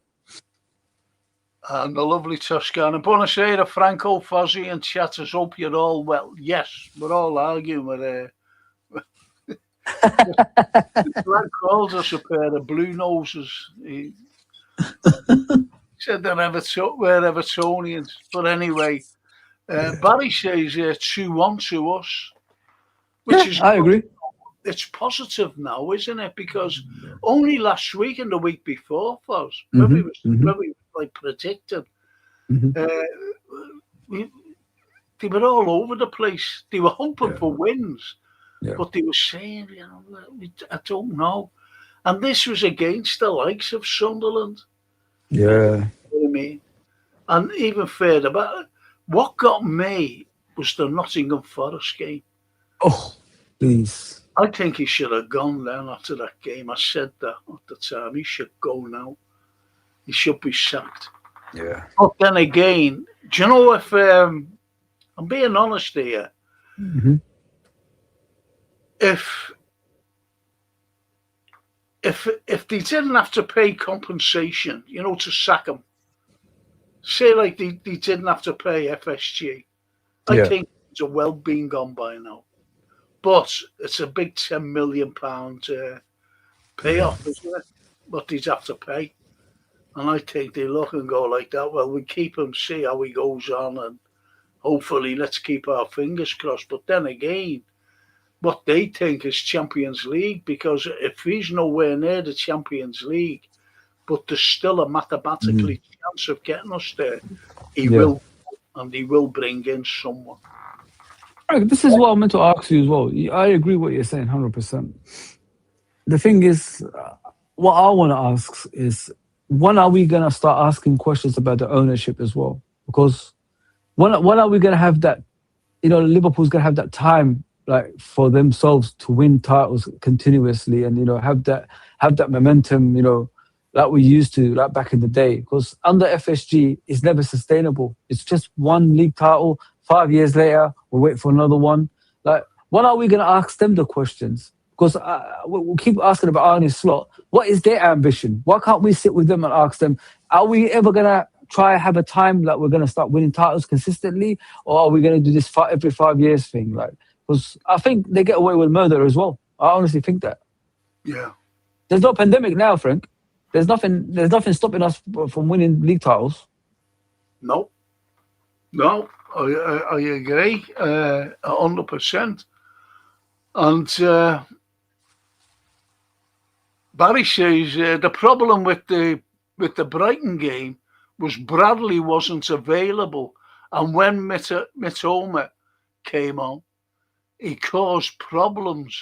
He got past Sobo easily, and he did actually. That Mitoma, he came on and he could have scored a couple, that lad, as well. This is why we were lucky. This is why we were lucky against Brighton, albeit that we won 2-0. If you know what I mean. I know it sounds daft, but Yeah, it's true. It's true. we Yeah. were lucky. Frank, you made a great point when you said like if they had a clinical finisher against a better team, they would have won that. Well, that That's all. Gomez lad, he went through and he Mm-hmm. down the left. And this was while it was 1-0 to us. Mm-hmm. He should have scored. It It was easier to score than miss, Yeah. if you know what I mean. Yeah, yeah. And in the Anfield Road ends, and he put it just wide of the post as he was sliding in. It should have gone in. Right. If it would have been a Liverpool player missing that, I was fumed, to be Yeah, honest. 100%. I would have just said, it's easier to score rather than miss. Now, the point is, if that would have gone in, would our heads have dropped? That's another thing as well. Yeah. That's what I'm worried about. If any of those chances had went anyway. So, as King Vader says, United game, he should have gone. They are terrible. Who should have? Honestly, it's on that. You're spot on. Yeah. That game. How can Liverpool Football Club not turn up for a Man United game? That's the question you need to ask. Well, you've got to ask Mr. Slot and his system. It's just. Well, Frank, he did say he liked the way we performed in that game. He did say that. I said, "What have you been watching, mate? If you like that performance, I don't know what." That was one of the worst performances I've ever seen at Anfield. And not only that, Maguire had a good game, and not only had a good game, he actually scored in that game the winning goal. If you accept of that, then you as a head coach should be questioned. Yeah, but as King Vader said, he should have gone then. He should have gone. Toscana says, FSG will say, look what we've done to the stadium and surrounding area of Anfield. I agree. One trophy, then another 5 years for another isn't good enough for Liverpool. No, you're right, absolutely. Absolutely. And Toscana says, I'm not local. I'm not a Scouser, but I think a set amount of tickets should be set aside for the local fans instead of being priced out. It's been saying it for years, to be honest, Toscana, but it's the way it is today. As I keep saying, I was saying to these people who came to see me today, when I was in the game with my granddaughter, and I'm doing all the shouting, and she asked me, why are you shouting, Grandad? I said, because that's what you do. You shout at the referee, you shout at them fellas with the flags, the linesmen, and you shout at the opposite players, the opposition. And she said, but no one else is shouting. And no one was, because I was in the main stand. In the main stand. And no one around me was shouting. I was the only one who was shouting. Thank God I never swore either. Yeah. Barry says, Bradley for Barney Rubble needs to be careful with his yellow cards going forward, a.k.a. Alan Kennedy. I know Alan, actually. And yeah, you're right. But that's the problem that's what I mentioned, didn't I, before? He's got to be careful as Bradley. Yeah. Because he is determined and he is robust and he's rough at the edges as well. But he's good. And that's the unfortunate thing. That's his fault. What do you say, Foz? I like Bradley. Spot on what you're saying. He just needs to like be careful when he makes the challenges. You know what I mean? Picking up too many yellow cards can make you miss important games. That's what's happened to him this season as well. Yeah. And with him at the moment, it's hot and cold because he hasn't got a consistent run at Liverpool Football Club. He's either injured or he's either picking up yellow cards. When are you going to have your moment, being the regular right back? I mean, so he just needs to find a common ground for both sides, like less injuries and less yellow cards, and then we could see what type of player that he is. What I liked about him when he faced Inter Milan when he came on as a substitute, I thought he was phenomenal, Frank. I thought he was brilliant. The way he attacked more, the way he created chances, he caused a lot of havoc. He took a lot of pressure out of us in that game as well because we was defending most of the game after we got that goal and all that stuff. So, yeah. I think the kid can be regular right back. It just depends on him, like staying fit and less of the yellow cards, please. Yeah. And Barry says, where do you draw the line? At local Toscana. I can't get a ticket. And it's just shocking. And he carries on by saying, I live near Ormskirk and my nephew works in the hospitality. And he can't even get him a ticket, working in the hospitality, and he can't get tickets for his uncle there, Barry. It's shocking. It really is shocking. And the IBR, we are heavily linked to a number of right backs, so maybe Sloot isn't happy with Bradley. How many right backs do we need? We've got Frimpong there. What's a Frimpong do? Did he break his leg in 3 places or something? He's been out that long. I just don't know. I just don't know what happened to that lad. It's weird because he was never injured at Leverkusen. He's never been injured at Leverkusen. It's just when he comes to Liverpool, started being injured. It's kind of weird with him. Very strange. That's a good point, that Foz. Have you noticed the injuries this season? So last season, there was hardly any injuries. No. This season, there's lots. I don't know what's going on with this season. I think it's because he's using the same players every single time, not putting trust in other players, Frank. That's what I think, mate. If you look at the bench, how often do those people on the bench start games, Frank? Have you seen them start games? Not really. No. I mean, and then you start Gomez now. It's a bit too late to start Gomez now. Gomez should have started 10 games ago. Maybe our defense would be more solid if he started 10 games ago. But now he picked up an injury, probably sitting on the bench all that time. So, yeah, it's just a mess all around, my friend. And it's not going to get any better because we haven't got the depth of the squad either. If you're not trusting the likes of Endo and Chiesa to come on and start games, then that means there's going to be more injuries coming in the near future as well. That's a good point, that actually. That is a very good. Do you know what? We've got a Leeds United fan who comes on here now and again. He's a nice lad, Fernie, his name is. And when we played them, he said, I looked at your bench. He says, and he says, oh, look who's on the bench. But he mentioned Chiesa. He said, if that Chiesa comes on, we're doomed, we're finished. He said, but he doesn't, we said, I said on the pod, I said, he doesn't dare get a game. I said, it's very rarely that he comes off the bench, so if away fans, look at Chiesa and say, he's a great player, him. And he feared him. Yeah. Right. And yes, he can't even get off the bench and get a few minutes. But you know why? Do you actually know why, Frank? He doesn't start him. Imagine. Let me give you a scenario. Yeah? Imagine Chiesa starts and he's phenomenal. Like he's scoring goals, setting up goals on the left wing and all that stuff. Yeah. What does that do to his favourite player, Gakpo? Oh yeah, he'd play him. Yeah, of course. There you go. So he's gonna stop. And then, the backlash he will get after that as well for not playing Chiesa all those times that he had the opportunity to play him. Because we're going to see the best of Chiesa. If Chiesa get a consistent run, that means you're going to see the best of it. And that's what Arne Slot doesn't want. Because if he has to do that, that means Gakpo is going to be sitting on the bench instead. So this is why, Chiesa is not starting games, people.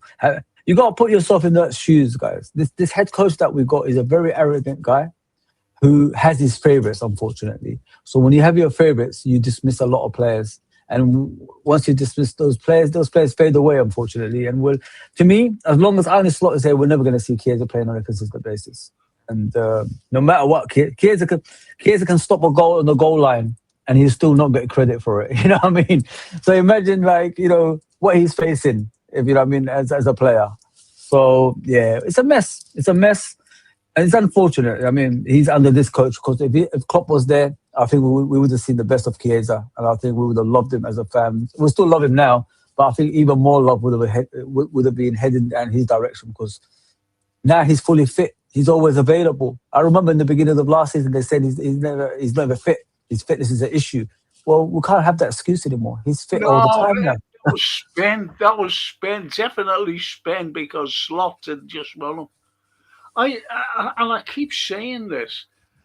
I think, to Slot, if he doesn't like your face, that's it. That's it. That's it. Bench, if you know what I mean. And yes, as I said, when he kicked that ball off the line, to save us from certain defeat, he didn't even mention him. He mentioned Dali instead. Yep. That's what kind of a fella he is. Anyway, the Snapey says to Barry, I thought when Bradley came on against Inter, we looked more balanced with both offensively and defensively. And he's right. Yeah. He's right. He's absolutely right, the Snapey there.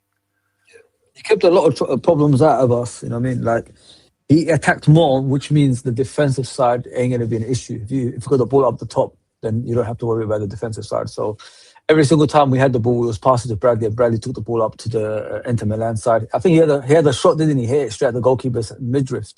So yeah, we had a few opportunities when Bradley was there. He's a brilliant youngster, man. He just needs consistency in the team, that's all.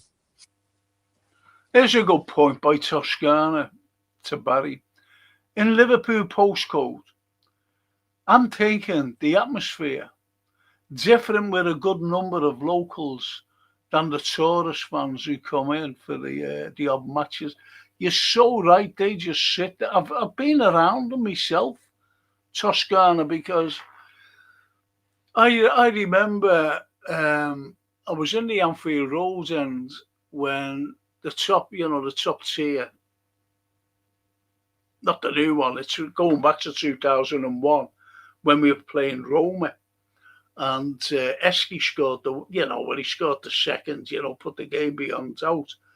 And when Ulier came back from, his illness and, his operation, and I was with a loads of Sikhs. That's not that funny. And you should have seen us, jumping up and down, because they were very vociferous. Then I was at another game, and I was in the Kenny Dalglish stand. Before it was the Kemlin Road then, and I'm sitting there, and I'm shouting as usual, shouting. And I said, this fella, he didn't. He slid into someone, and one of our players it was, and he nearly went over the roof, the Kemlin Road. I said, did you see that? And I'm shouting at these fellas, around me. I'm saying, did you see that? Not one of them could speak English. And they go, in fact, we don't speak English. They were all around me. And they're the type of people who go to the game and, they don't get involved.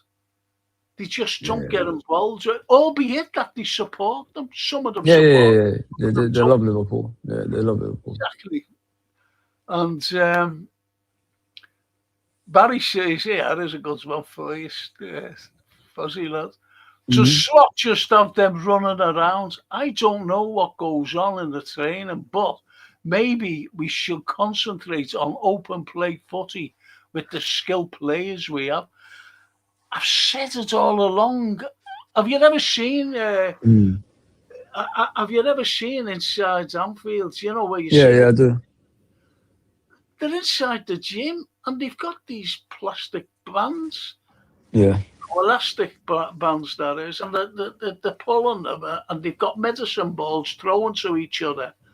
And I'm like, why aren't they out on the pitch? Training. Why aren't they doing this? Why Yeah, are they inside the gym throwing medicine balls at each other? That's what I can't understand. yeah. Yeah, it's a weird one, isn't it? Like in the old days, wasn't it? Like Father Side used to play something like that. Even Brucey used to be out of the goal and play as a striker. You know what I mean? Yeah, it's a weird way because you're spot on what you're saying, Frank and Barry. Think about it this way, yeah. You're doing all this new training methods that these players use. Is it stopping them getting injured? No, because they're all getting injured all of a sudden. You know what I mean? So it ain't working. So why can't you just be in the football pitch training and analysing your opponents? You know, one thing I've realised about our head coach, Frank, you probably agree with me. I don't think he analyses the opponents much. I don't think he sits there and watches the teams that he's playing much. Because when I watch us in the games, Brighton always use the same methods, in regards to the way they attack football. And we don't stop them. The same with Nottingham Forest, the same with these other teams that we lost to this season. And I'll sit there sometimes and think to myself, did he actually study these teams? Because I don't think he does. I think he just tells the players to go out there and just win. That's it. You're better than them. Go out there and win. That's what he says. I think this is the coach what we have, guys. Honest to God. I don't think he's a very experienced coach that understands how football works. I totally agree with you there.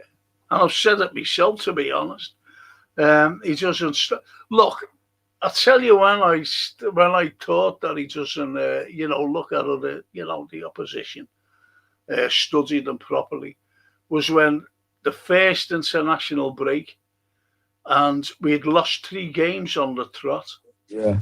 And where did he go? He never went up to AXA. He went to Dubai. And I thought, hang on, he's got to be looking who are playing next and see how they play. It's only what you're saying. He doesn't study them. No. He doesn't study them. And I'm sick of him, to be honest, using Liverpool as a travel agent. Because he hasn't just been there once, he's been there a couple of times. Not only that, but do you remember when we won the league last season? He went over to Ibiza to do something, and we had games to go. And that's shocking from a manager of Liverpool Football Club. It's not good enough, mate. Toscana says, describing Slaughter's arrogance is 100% spot on. Klopp says want to buy Chiesa, but he ended up going to the Juve. If only. It's a shame. Because if you look at Chiesa, he's a typical Klopp player, isn't it? Like a energetic, does anything to win, do anything to win for the football club. He's a team player. And that's what Klopp used to buy, team players. He never used to go for superstars, did he, Klopp? It's always about what fits the system that he has. And I think Chiesa would have fit very, very well, playing all across that the front line as well. It's a sad sight because I don't know about you, Frank. I don't want to have that moment like Chiesa leaves Liverpool Football Club, but he never made it as a player kind of thing. You understand what I'm trying to say, Frank? He never played a game. He's only started 1 game in the Premier League, and that's when we won the Premier League last season, Brighton away. That's it. Never started the game after that. As you said about Klopp, the way he looked, not at big superstars or whatever, but he looked at players that showed passion. Yes, sir. I don't think you can get anyone more passionate than Federico Chiesa. Look at what he did against Brighton the other day, Frank, when he passed to Salah. He should have shot that. Normal circumstances, but he wanted to boost Salah's confidence because he wanted Salah to score. That's why. That's the kind of human being that Chiesa is. And if you could typify in an ideal world a typical Liverpool player, Chiesa is the guy. You know what I mean? Yeah. He's not everything. Yeah, he's not greedy, as you said there. And he was thinking about Mo Salah. Because he did lay it on a plate for him, but, it just bounced there. As he went to hit it, Mo. And it just went over the bar, So, but Mo was great when he came on. Oh, he was brilliant. Absolutely brilliant. He tracked back, he attacked, he did everything that you want him to do. What more can you ask for? Yeah. And even when Chiesa came on, he was great as well. Yes, sir. So Yes, sir. Yes, it's sir. a shame that he doesn't get a proper minutes, to be honest. Very shameful. It's a very shameful thing, man. It's kind of sad, isn't it, Frank? Every week we're talking about the same thing about Liverpool. It's getting tiring. I'm just tired, to be fair. I don't even talk about Arne Slot or Salah anymore nowadays. I just want my team to win now. I really don't care no more. It's tiring. It's tiring, Frank. I'm going to read out 3 comments. The second one's a cracker. Listen to this. Barry says, I agree, Toscana, but like Frank and others, I used to stand on the Kop and go to some away games in the days of paying cash at the turnstiles. And that's gone, unfortunately, as you know, Barry, because you can't pay cash at all now. Anyway. And King Vader says, I don't like Slot's face. And me neither, mate. Me neither, man. I can't. I can't stand him. I can't, man. He just, when you look at him, Frank, you just want to like punch him in the face. Just shut up. He just angers me. But you know what some people say as well about he's just got that sickly smirk on his face. Yeah, he does. He does. And Snapey says, I think we'll win. Only by the odd goal, Barry Aldridge could be right 2-1. I don't like them 2-1s because by the time it ends, our hearts are like that. We're putting our hearts back in the. Yeah. We'll be sweating, sitting at the edge of the chair. Nah, man, I don't want to go through that. I just want to win. Comfortably. Well, Barry says, I don't care how we win. If the ball goes in off the bum of Cody, but he's like, anything will do, we do need wins.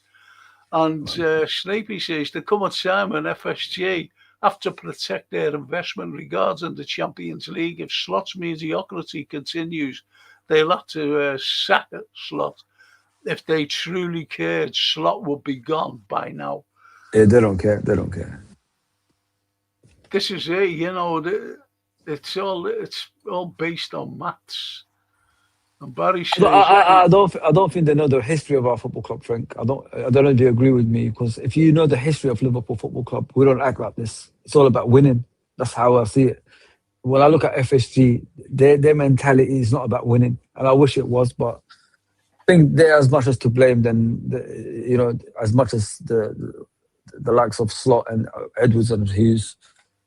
Everything around our football club, it's not destined to win for some reason. Okay, we brought a lot of players that's exciting, but was the intent of winning titles? I don't think so, because we should not be in the position we're at if they were interested in winning the league titles or Champions Leagues. We should be in a better position. You know what I mean? You buy the right players to win things like this, and I don't think in the summer we bought enough to win the league title and the Champions League.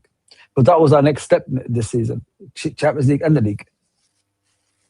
But if we had another manager now, right, another manager, say like Slot was sacked before the season started, right, and these players came in, the likes of Isak, the likes of Wirtz, the likes of Ekatika, right, so you had these players in, Frimpong, you had them all in.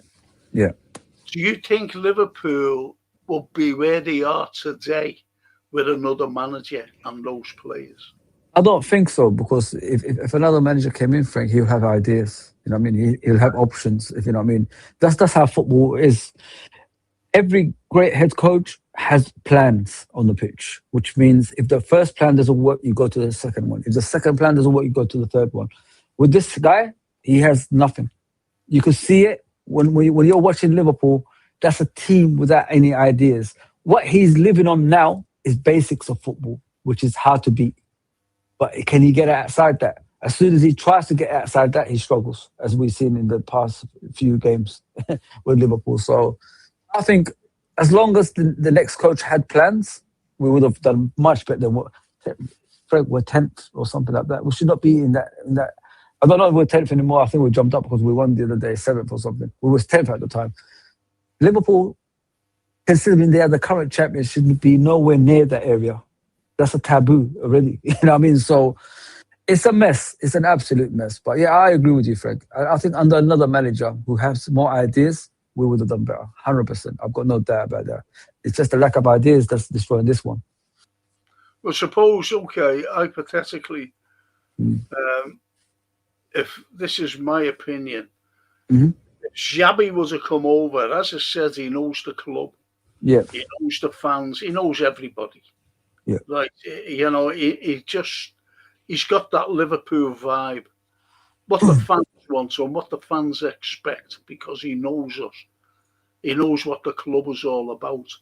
Yeah. And I think, I'm being hypothetical, if he'd have said yeah and came here, I think Liverpool would be cruising the league.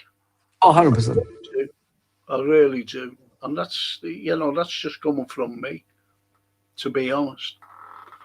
And Barry Alder says, I agree, Snapey, but maybe the 10 million payoff, this is about Slot, stings if they had to open the wallet. I mentioned that before, Barry. I said that, it's the payoff. I said before that if they didn't have to pay, a lump sum to a manager if they sack him, he would have well been gone. That's in my opinion. But that 10 million, they don't like spending a penny. Yeah. Especially on the likes of managers, to be honest. Because you can't, no one's going to come in for Slot. Like, we'd go in, we'd love to go in for Xabi Alonso to come and be our manager. Luis Enrique, at PSG, we'd love him to become our manager, but we'd have to pay the club. We would have to pay the club. I don't think anybody would come in for Slot.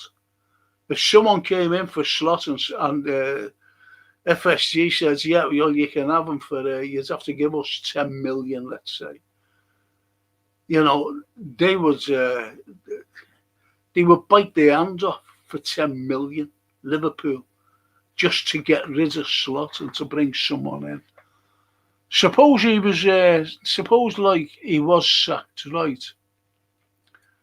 Suppose he was sacked.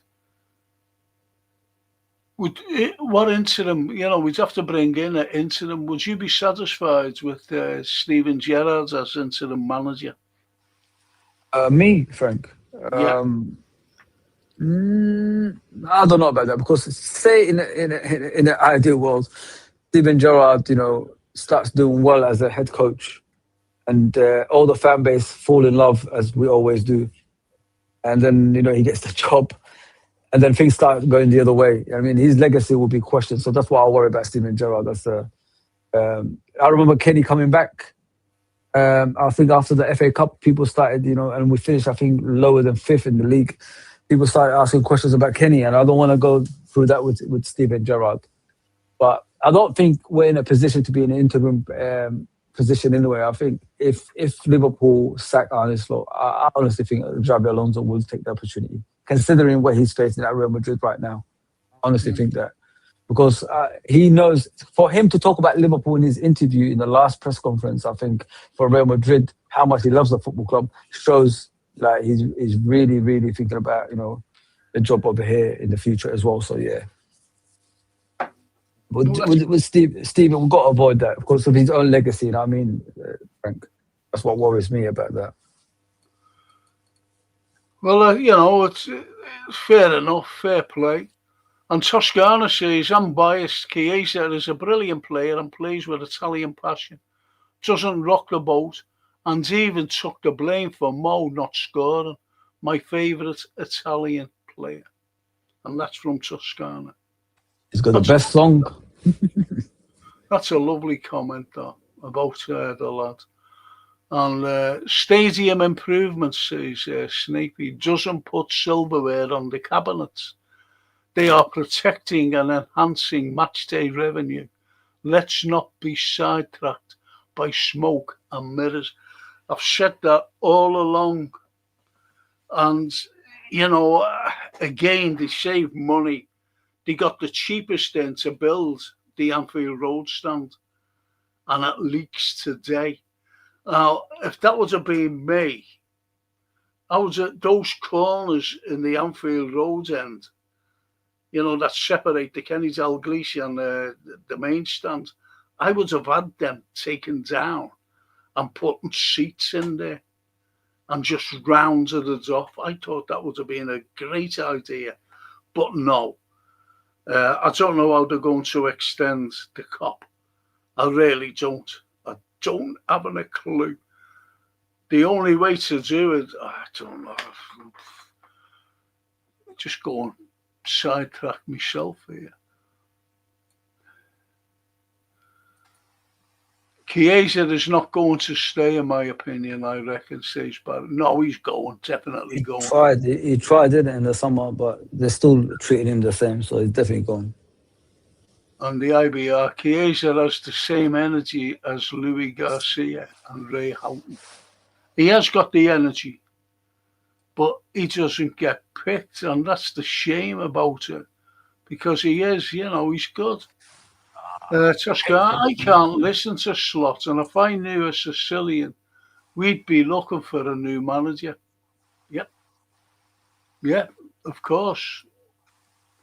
If we were Real, he wouldn't even be here. Just imagine if you're, a Real Madrid supporter.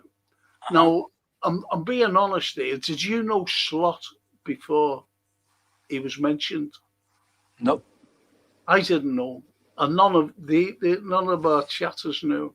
Nope. Well, if you were a Real Madrid supporter, right, and you were, you're just an ordinary supporter like us, following Liverpool, and all of a sudden, the name Slot was mentioned, and I think every Real Madrid fan would go, "Who is he? We don't want him."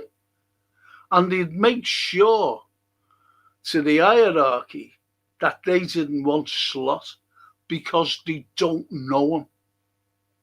And they look at the Eredivisie league and say, that's one of the weakest leagues in Europe. And it's been proved, hasn't it? It is, because of his ideas and his system. Because keep preaching, Frank. You're right. Keep preaching, mate. You're spot on what you're saying. Spot on. And Barry says, think we would win if we had AI Capone. Al Capone. AI Capone. I like that. I think we will. I like that. Barry says, no, Frank Gerrard was a failure. No, he wasn't a failure at Rangers. He won the league. Invisible, isn't he? He was invisible. I think they haven't lost the game. No, that's right. And when he that's why he was hunted down to go to Villa. But he lost the players, unfortunately. The players didn't like him. And that's why he failed at Villa.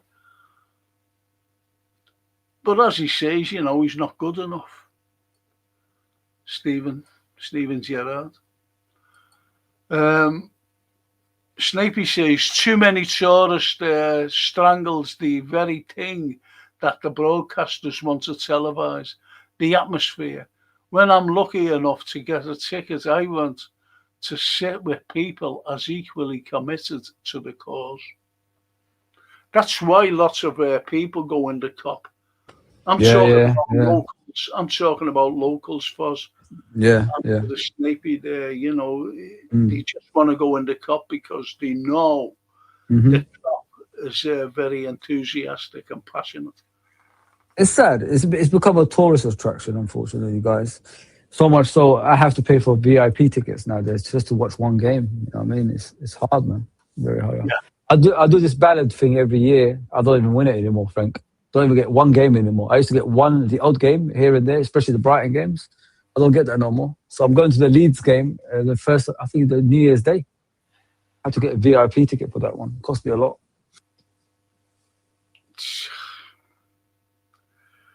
I don't know. As I said, I had to two guests today to my home, and one of them's from Singapore, smashing fella, and the other lad, he's a Londoner, and the mates, the friends.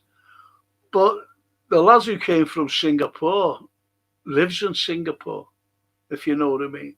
And he's a big red, and he's just going. He's here for the next 8 days, and he went to the, the game against Brighton.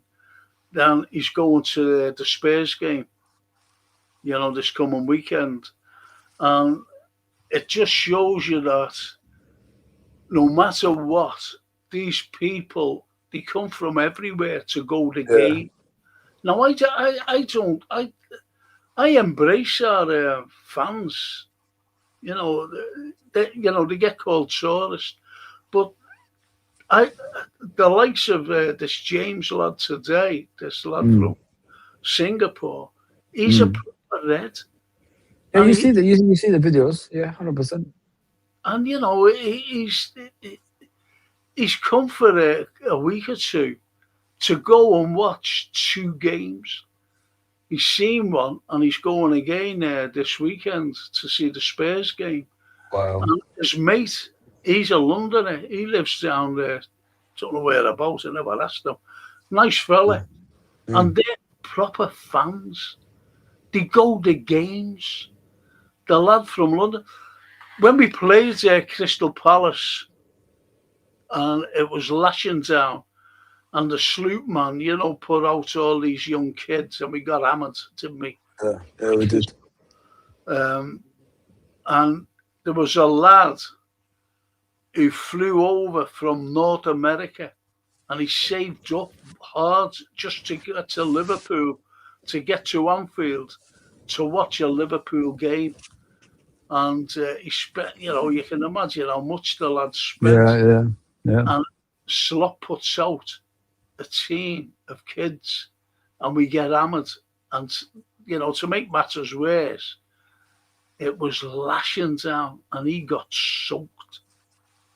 He actually got soaked because he was in the main stand, but down near the front. And the rain was coming in, and he just got absolutely soaked, unfortunately. Anyway, the actually says Matt Letizia was the most loyal player no other club ever had. No, Steven Gerrard was very loyal to Liverpool. He's now a director of Sholing Football Club, my neighbourhood. Frank, me mum's a half Scouser. He's a half Scouser because take it away, can you? Yeah. I didn't know Slot, but then I didn't really know Klopp either. I knew Klopp. I knew Klopp. Loads of Barry, honestly. I do have friends, by the way, and they knew Klopp. They knew. And there was 2 people, after the Northern Irish fella was gone, there was 2 managers in line, and that was Jurgen Klopp and Ancelotti. They were the 2 managers. And people, again, the ordinary fans were saying, I'd rather have Ancelotti, and other fans were saying, I'd rather have Klopp. Yeah. You see, so he was known. He's known to me anyway. He's known to Fozzie, and he was known to a hell of a lot of people. He was doing wonders at Dortmund, wasn't he? Winning the league back to back, and Champions League final against Bayern as well. Yeah. He was very good. That's what I thought at the time. He's a very good manager. And when he came, and he predicted, didn't he, on his opening statement, opening press conference, I'm going to win the league with Liverpool in the next 4 years. That's what he said. And he did. Think about it. It's incredible what that man is. Anyway. And King Vader says, is Chiesa wanted by the Mafia? He keeps pulling out of friendlies for Italy, and there's always ill when our European game. No, he's not. No, he's. I think people misunderstand him, Frank. He is an honest bloke, guys. You know, the reason he pulls out of the Italian squad is because he hasn't got a consistency in his current club. So he says there's players out there that deserve to be in the Italian team more than me. I don't want to be going to an Italian national team without playing consistent football. He's an honest guy, lovely guy, man. I love that about him. He says I don't deserve a spot in the Italian squad. Why would I go? Doesn't make any sense. I don't even play for Liverpool that much anyway. So until I get a consistency at Liverpool Football Club, I'm not going to go to play for Italy. It's honest as you can get. The guy is a Liverpool guy. We're going to lose this guy, unfortunately. Well, there you go. And that sold you there, mate. When you watch videos of the cop from the 60s and 70s, says IBR, and there's a magical atmosphere that can't come close today. Absolutely. Oh, I love what she does. Famous. You know, I've always said, I went to the Chelsea games, you know, the semi-finals, the Champions League. I've been to another great atmosphere was the quarter-final against Spurs, where 6 minutes ago, that Adebayor scored. And, you know, we went on. Ryan Babel got a penalty right after they scored. Steven Gerrard scored it. And then Babel went on to score the fourth, and we beat them 4-2. You're talking about the Arsenal game. You're talking about the Arsenal game, right? Yeah, the Arsenal game. I thought you said Tottenham, yeah. That was a great... But what I'm saying is, the greatest atmosphere I've ever experienced in my life, it's only what one of the lads have said there, and that was against San Etienne. I've never known an atmosphere like it in my life. And I remember they beat us 1-0, and they were one of the best teams in Europe at the time. Some superstars, you know, that Rosto and Bethany, they were unbelievable. They were great French internationals, especially the golden boy, Rosto. But the atmosphere, it was incredible. And when the Bionic Carrot, Fairclough scored, you know, come on. I've never heard a noise like it in my life. It's as though the roof lifted up. It was absolutely amazing. That's the most amazing atmosphere I've ever been to. And I've been to loads of games. You know what I mean? And I mean loads, but that great atmosphere. But that was the greatest. So you're right there, IBR, you know, incredible atmosphere, the cop, you know, because you were standing and you were jumping up and down, you were getting pushed everywhere, but it was still great. Sky Sports and all the Seater stadiums also placed out working class football supporters, says Stephen there. Agreed. And they did place them out.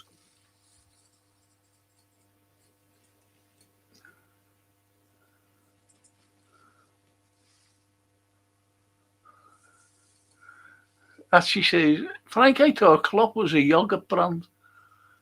Says that he's a Southampton supporter.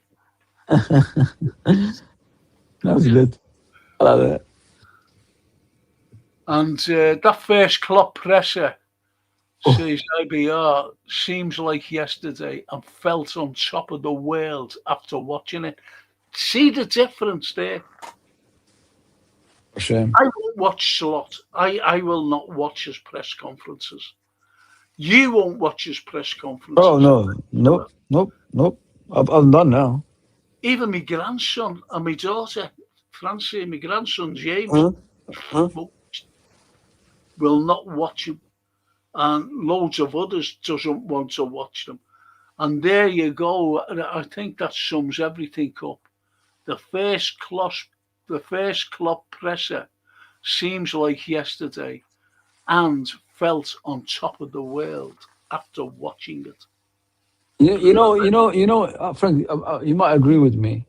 You know, when things are slow, when years go by slow, that means you're suffering. Like the 30 years that we did. Is it me or did the Klopp era just go fast? It was so good, it just went too fast. That 9 years. Do you get what I'm saying, Frank? It I just think went. that's brilliant. Yeah, it seemed to be like just gone like that. Eh, All that he achieved, he won everything conceivable for a football club. Everything. He won the lot. And you're right. It was like a a Formula One eh, car. If you're standing in the crowd, and it just all of a sudden it comes around the corner, down the mhm. straight, it's gone within seconds, and that's the way Klopp's reign at Anfield was just gone like that. Yeah, everything Crazy. was won. So you're right. And when people said it's 9 years, I said, what? It seems like 2 years, not 9 years. Wow. Man, I do miss him, Frank. I really do, mate. That guy brought back Liverpool to the standards we should be at. If only he had this money that this guy's got. What could he done? Oh my God. Let me say these three. That's all right. And the Snapey says to Barry, the 10 million payoff could well be a factor that said Slot's tactics show no enterprise. It's all too guarded. And he's spot on there. And Yeah. he says, Steve Mulholland, my old mate, he says, I already knew about Klopp, especially when he was at Dortmund, Yeah. and he touched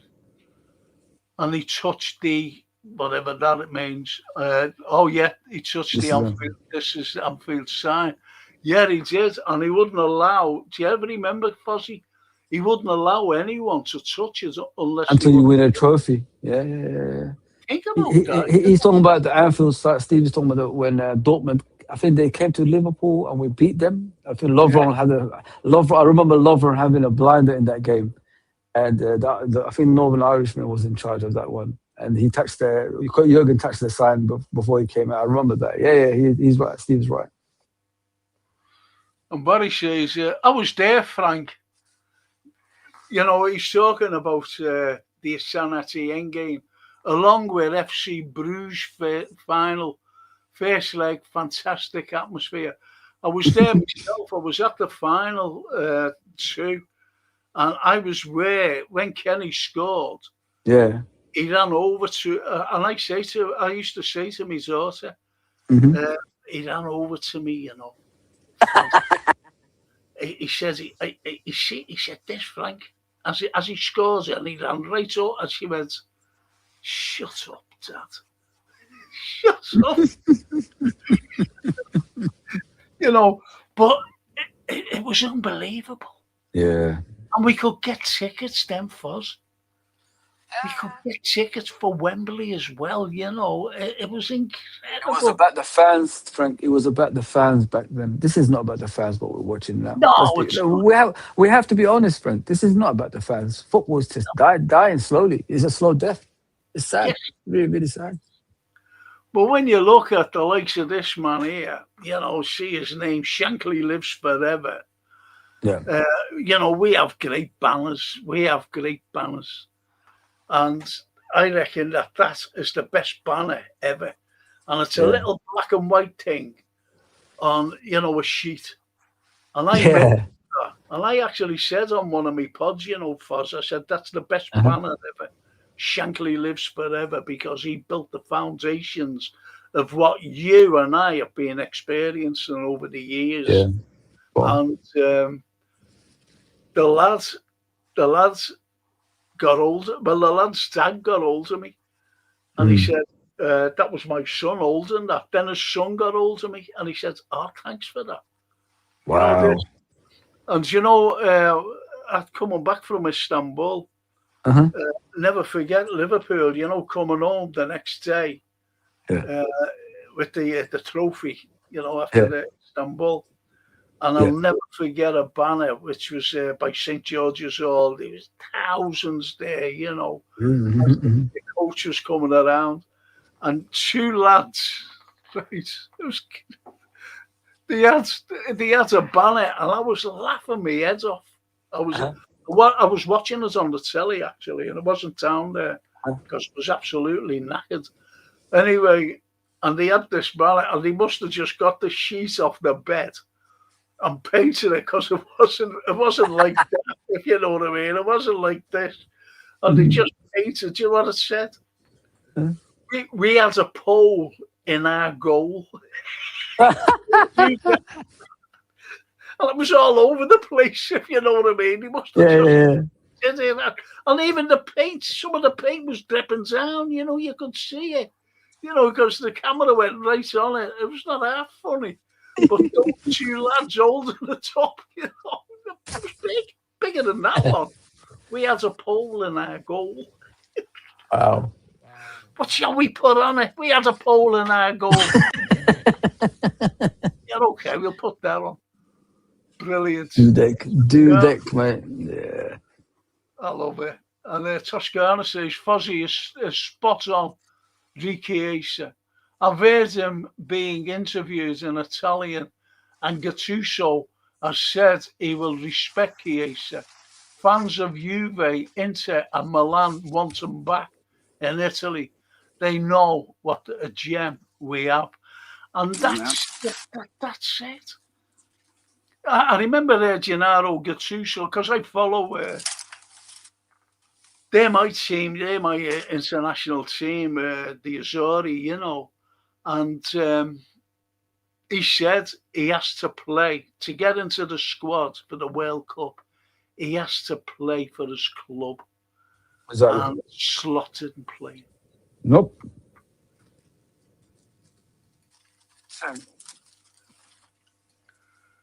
And actually says, Frank, honestly, I do love you. Great sense of humour. And taught me well. Well, thanks for that, actually, lad. Thank you. He's right, 100%. And I think time goes so fast because we had such a good team winning and being entertaining with it. Of course. Yeah. And the IBR says, if we did get Alonso, I'd like him to bring Arda Güler with him as he'd be our Salah replacement. I want to go Barashela as our replacement, but why not him? Yeah. Güler's good. I like Güler. Yeah, look at this. Steve Mulholland says, I bought a new Liverpool shirt due to all the advertising logos on the American bank. Bought some great T-shirts from the stalls in town or St. John's Market. Yeah. So we can get bargains. I'd be wary, says the Snapey, of Steven Gerrard being interim manager. If it didn't work out for him, it could possibly tarnish his stellar reputation and legendary status, potentially. That's a good shout. Brilliant shot, man. And even Barry says, you're right, Snapey. And I agree with you. The Foz agrees with you. Fozzie, are you working Saturday? I am free as a bird. Well, you're not going out then, are you? I'll be at home. I'll jump on. So you're watching the game at yours? Yeah. Okay. Would you come on pre-match and come on post-match? Yeah, why not? Is that okay with you? Well, the link's always there for you, as you know. I know. So I'll do the watch-along. So we can predict and everything, pre-match. It's no use predicting now. We'll get to know. We'll get to know who's playing and who's not playing. Yeah. Right. So we can have a proper, prediction. If you want me on, let me know, mate. I'll come on. 100%. Excellent. So if it's an half-5 kickoff, I think one of the lads said it. You said it as well. If it's an half-5 kickoff, I'll come on at 4:30 Will that be all right with you? Yeah, Pre-match? that's fine. An hour? It's fine, mate. No problem.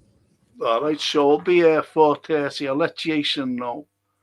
And it should be great. And I just want to say to everybody, thanks for joining Fozzie and myself, people. Thank you so much for keeping us company. Great comments as well, by the way. Great comments, except for that trolley we had on, calling us blue noses. I think he was a blue nose. I think he was, yeah. Definitely. I definitely think he was a blue nose. So listen, I've got a pod tomorrow doing history. I don't know what I'll be doing on Thursday. To be honest, I might have a night off. Friday I've got the current affairs, talking about what's going on in the bloody world today. And also on a Saturday morning, the film and TV. You want to see the film and TV review? Yeah. I'm supposed to be talking about films, and they're talking about football. They're talking about everything. They're talking about celebrity. It's unbelievable. They're brilliant. But anyway, I've got that on Saturday morning, and of course, join there, Fozzie and myself to the watch along. The pre-match. Question: did you ever? I don't know if you've ever done it. Do you ever sometimes Liverpool fans, like you were just saying, there's a lot of new fans that don't know much about Liverpool. Would you ever be considering doing a show about the history of Liverpool, how it started, and till now, or something like that? A show like that. Because I'm sure you know how Liverpool started. Of course, you're a historian at Liverpool, so I'm sure you can educate a few people. Well, okay, if you want to do a little pod with me, we'll work it out. Yeah. And then we'll do it. How about that? Yeah. I'm free during the day sometimes as well, early in the morning. Like I'm off sometimes Tuesday, Wednesday, Thursday. Because I'd love to know how we started until now. You can give us history lessons, like, of Liverpool Football Club. Because I think the thing with Liverpool fans, Frank, they only know the history where they started from. You know what I mean? They don't know before that how it started, the football club, if you know what I mean. So if you give history lessons, things like that, maybe they'll be more interested to learn about their football club. And, that will give them more of sense of why we always say Liverpool should be more successful than what it is right now. You know what I mean? So they'll understand where we're coming from. Because I don't think these new fans in the modern day understand why Liverpool is regarded as one of the elite clubs in world football. If you know what I mean. That's why they accept mediocre. But if you explain to them why we are the best in England and in the world as well, maybe they'll open their eyes more to how Liverpool Football Club is, portrayed in real life. We even went through our times, we did. We went through our times as well. I think that'll be good. And we could go right from the start of John Holding. And the Scottish influence as well, the players, it was Scottish influence, wasn't it, the players? Oh, very much. Yeah. He was 11 Scotsmen in the team. There you go. And we can talk about another lad who was actually in the trenches during the First World War. And he was actually wounded, right? And he goes up to Anfield. And we'll talk about that. I won't tell you his name now, but we'll talk about him. And he goes up and he said, "Can you try?" And he went, "No." And he was in his uniform. He was home on wounded, and he was home on leave. Right. Yeah. So the next, he went, "No." So they sent for him. Someone, no phones then. So he went to his house because he lived down the road. And he went to his house and he said, "Listen, mate, you just made up and I said, do you want to play?" And he went, "I told the guy," he said, "Well, we've only got 9 men. 2 fellas haven't turned up." That fellow, honestly, he was a great goal scorer, great player. We won't say who it is now. Yeah, and not only that, there's another person that actually managed Man United. We could talk about him as well. Okay. He was a captain of Liverpool before the war. I think it was before the war, wasn't it? Yes, we could talk about him too. Yeah, absolutely. We'll talk. I know what you mean as well. Yeah. But we'll talk about this fella. And as I said, he went on to play for England, and he was superb for England as well. And don't forget his trial.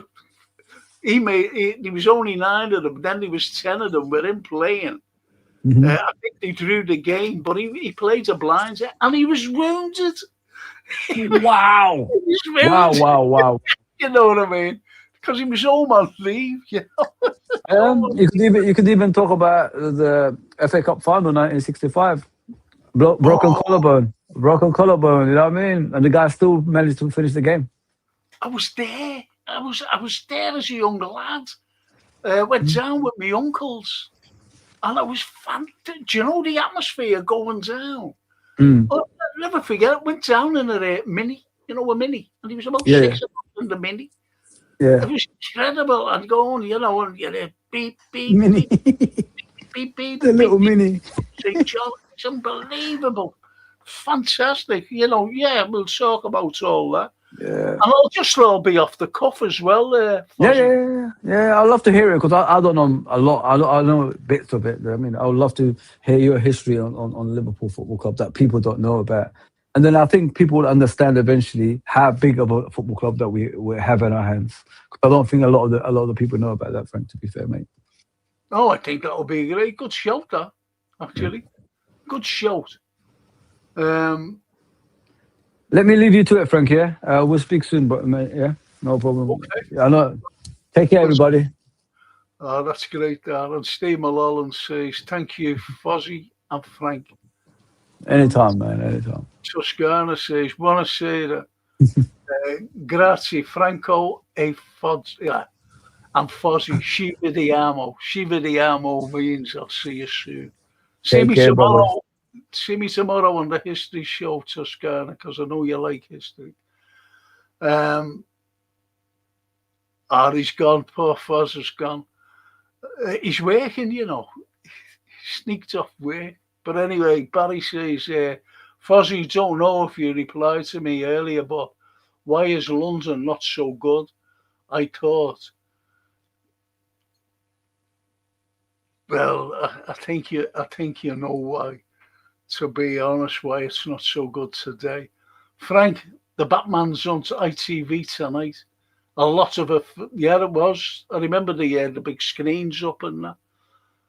I remember the big screens up when I was working and coming home by bus because there was no use parking the car where I was working in town, I couldn't get a parking spec. I really couldn't get a parking spec in town where I was, working. Unfortunately, some college anyway. John Olding, John, yeah. And Barry says, Fuzzy, why the dislike of London? I always thought of it really, of course, historically, but it's changed so much, and I think that's why he's, not so happy with it. And you can ask any Londoner, to be honest, are they satisfied with their city? And they just say no. Because the Londoners, the proper Cockneys have all left. I'll just leave it at that. I don't want to get into that. The Bionic Carrot, decades since I've heard that. Yeah, Snapey, yeah, the Bionic Carrot. David Fairclough. And Ali the Noose. Good evening, footballers. Finishing now, Ali. Oh, Ali, mate. Our mate. Oh, Myra. As well. Good God. Christopher. I've got your books here, Christopher. I've got that for you. You're still there. Got that for you. I've got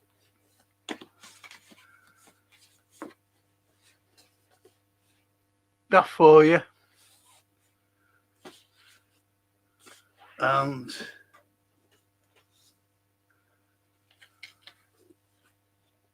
that for you.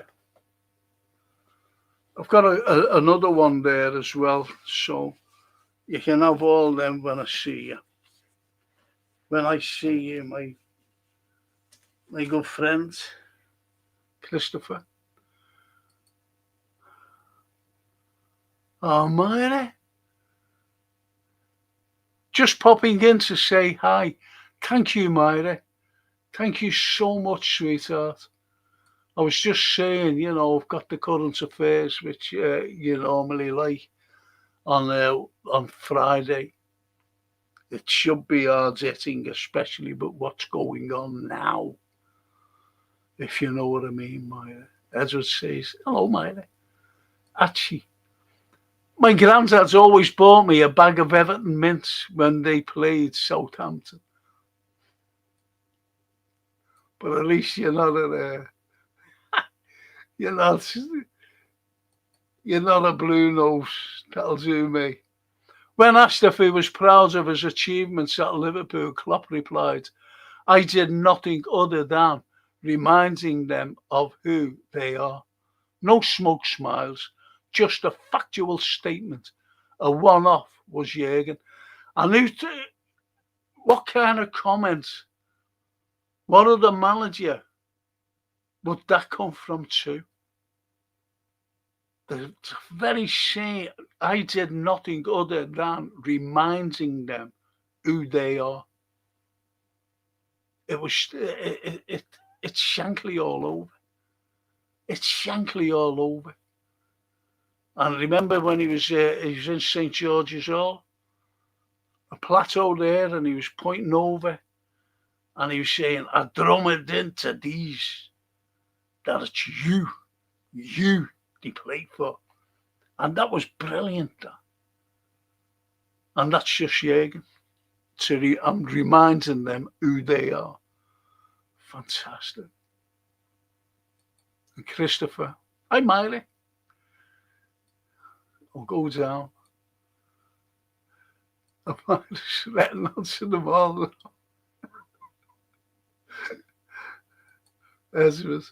Thanks, Frank and chat. Are these every Tuesday again now, Frank? Yes, every Tuesday. I'm going to do one as well of a Thursday morning. Not a Thursday morning, a Thursday afternoon around lunchtime.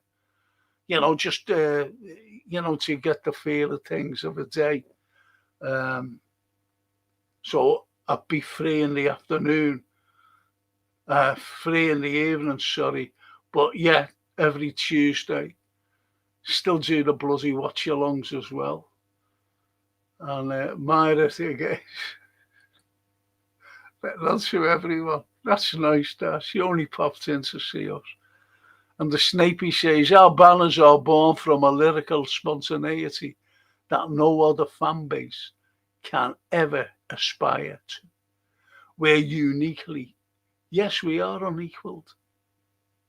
We are. I made a DVD called Liverpool Unequaled, but that was the history. That was like the first that Liverpool gave Snapey to the world. The Snape. Evening, Myra. Steam along. Hello, Myra Page.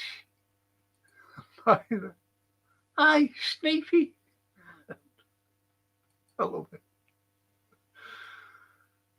We've got we have a place here, you chatters, whether it's football, whether it's history, whether it's the film, whether it's current affairs, whether it's anything, and these are all great people. And I really love you. I really do, because I tell people about you. It's not that you've got... At least I can understand you. Remember that troll before? Couldn't understand, and I said, you want to go to night school? About your grammar. It's just shocking. Don't know what the fuck he was talking about.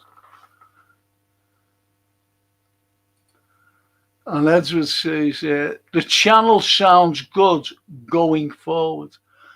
Thank you, Edward. Thank you. That'll be good, that, actually. You know, we'll sort out a thing and we'll talk about it. You know, the history of Liverpool. The club. And actually says, if we did turn back time, Brian Clough would be England manager and Enoch Powell would have been Prime Minister. To strong men. I don't like Clough. I don't mention him, actually. I was at Hillsborough and I survived one horrendous, tragic thing when 97 of our boys and girls died. And Clough said, it was the drunken yobs.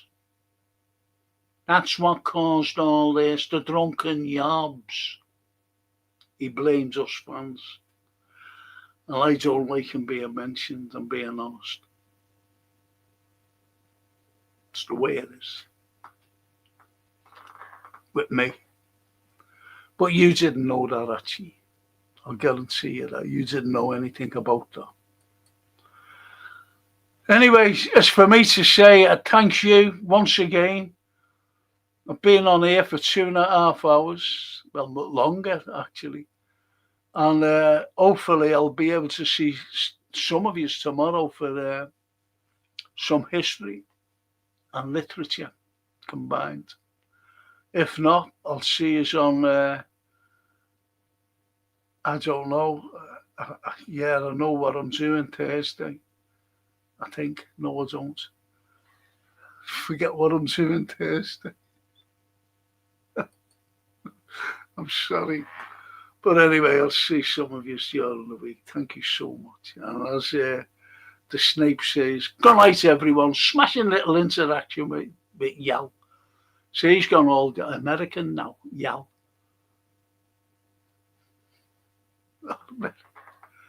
And thanks for keeping me company, everybody. Thank you.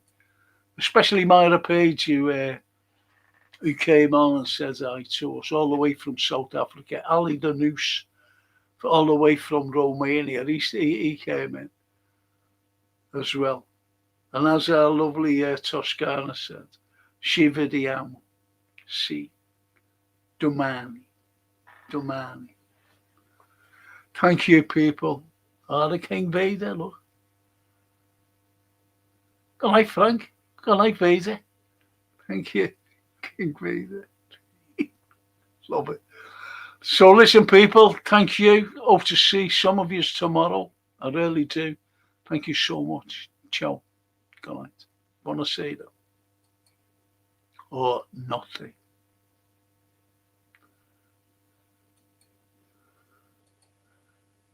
Frank, I didn't mean to you. No, don't be worrying about that. You didn't know it. That's what I said. You didn't know. Actually, don't be worrying, son, honestly. You're half Scouser. Don't forget. Don't be worrying. You're a good lad. I'm going after that. Okay, and the Snake Dave and all them. Thanks, people. See you tomorrow sometime.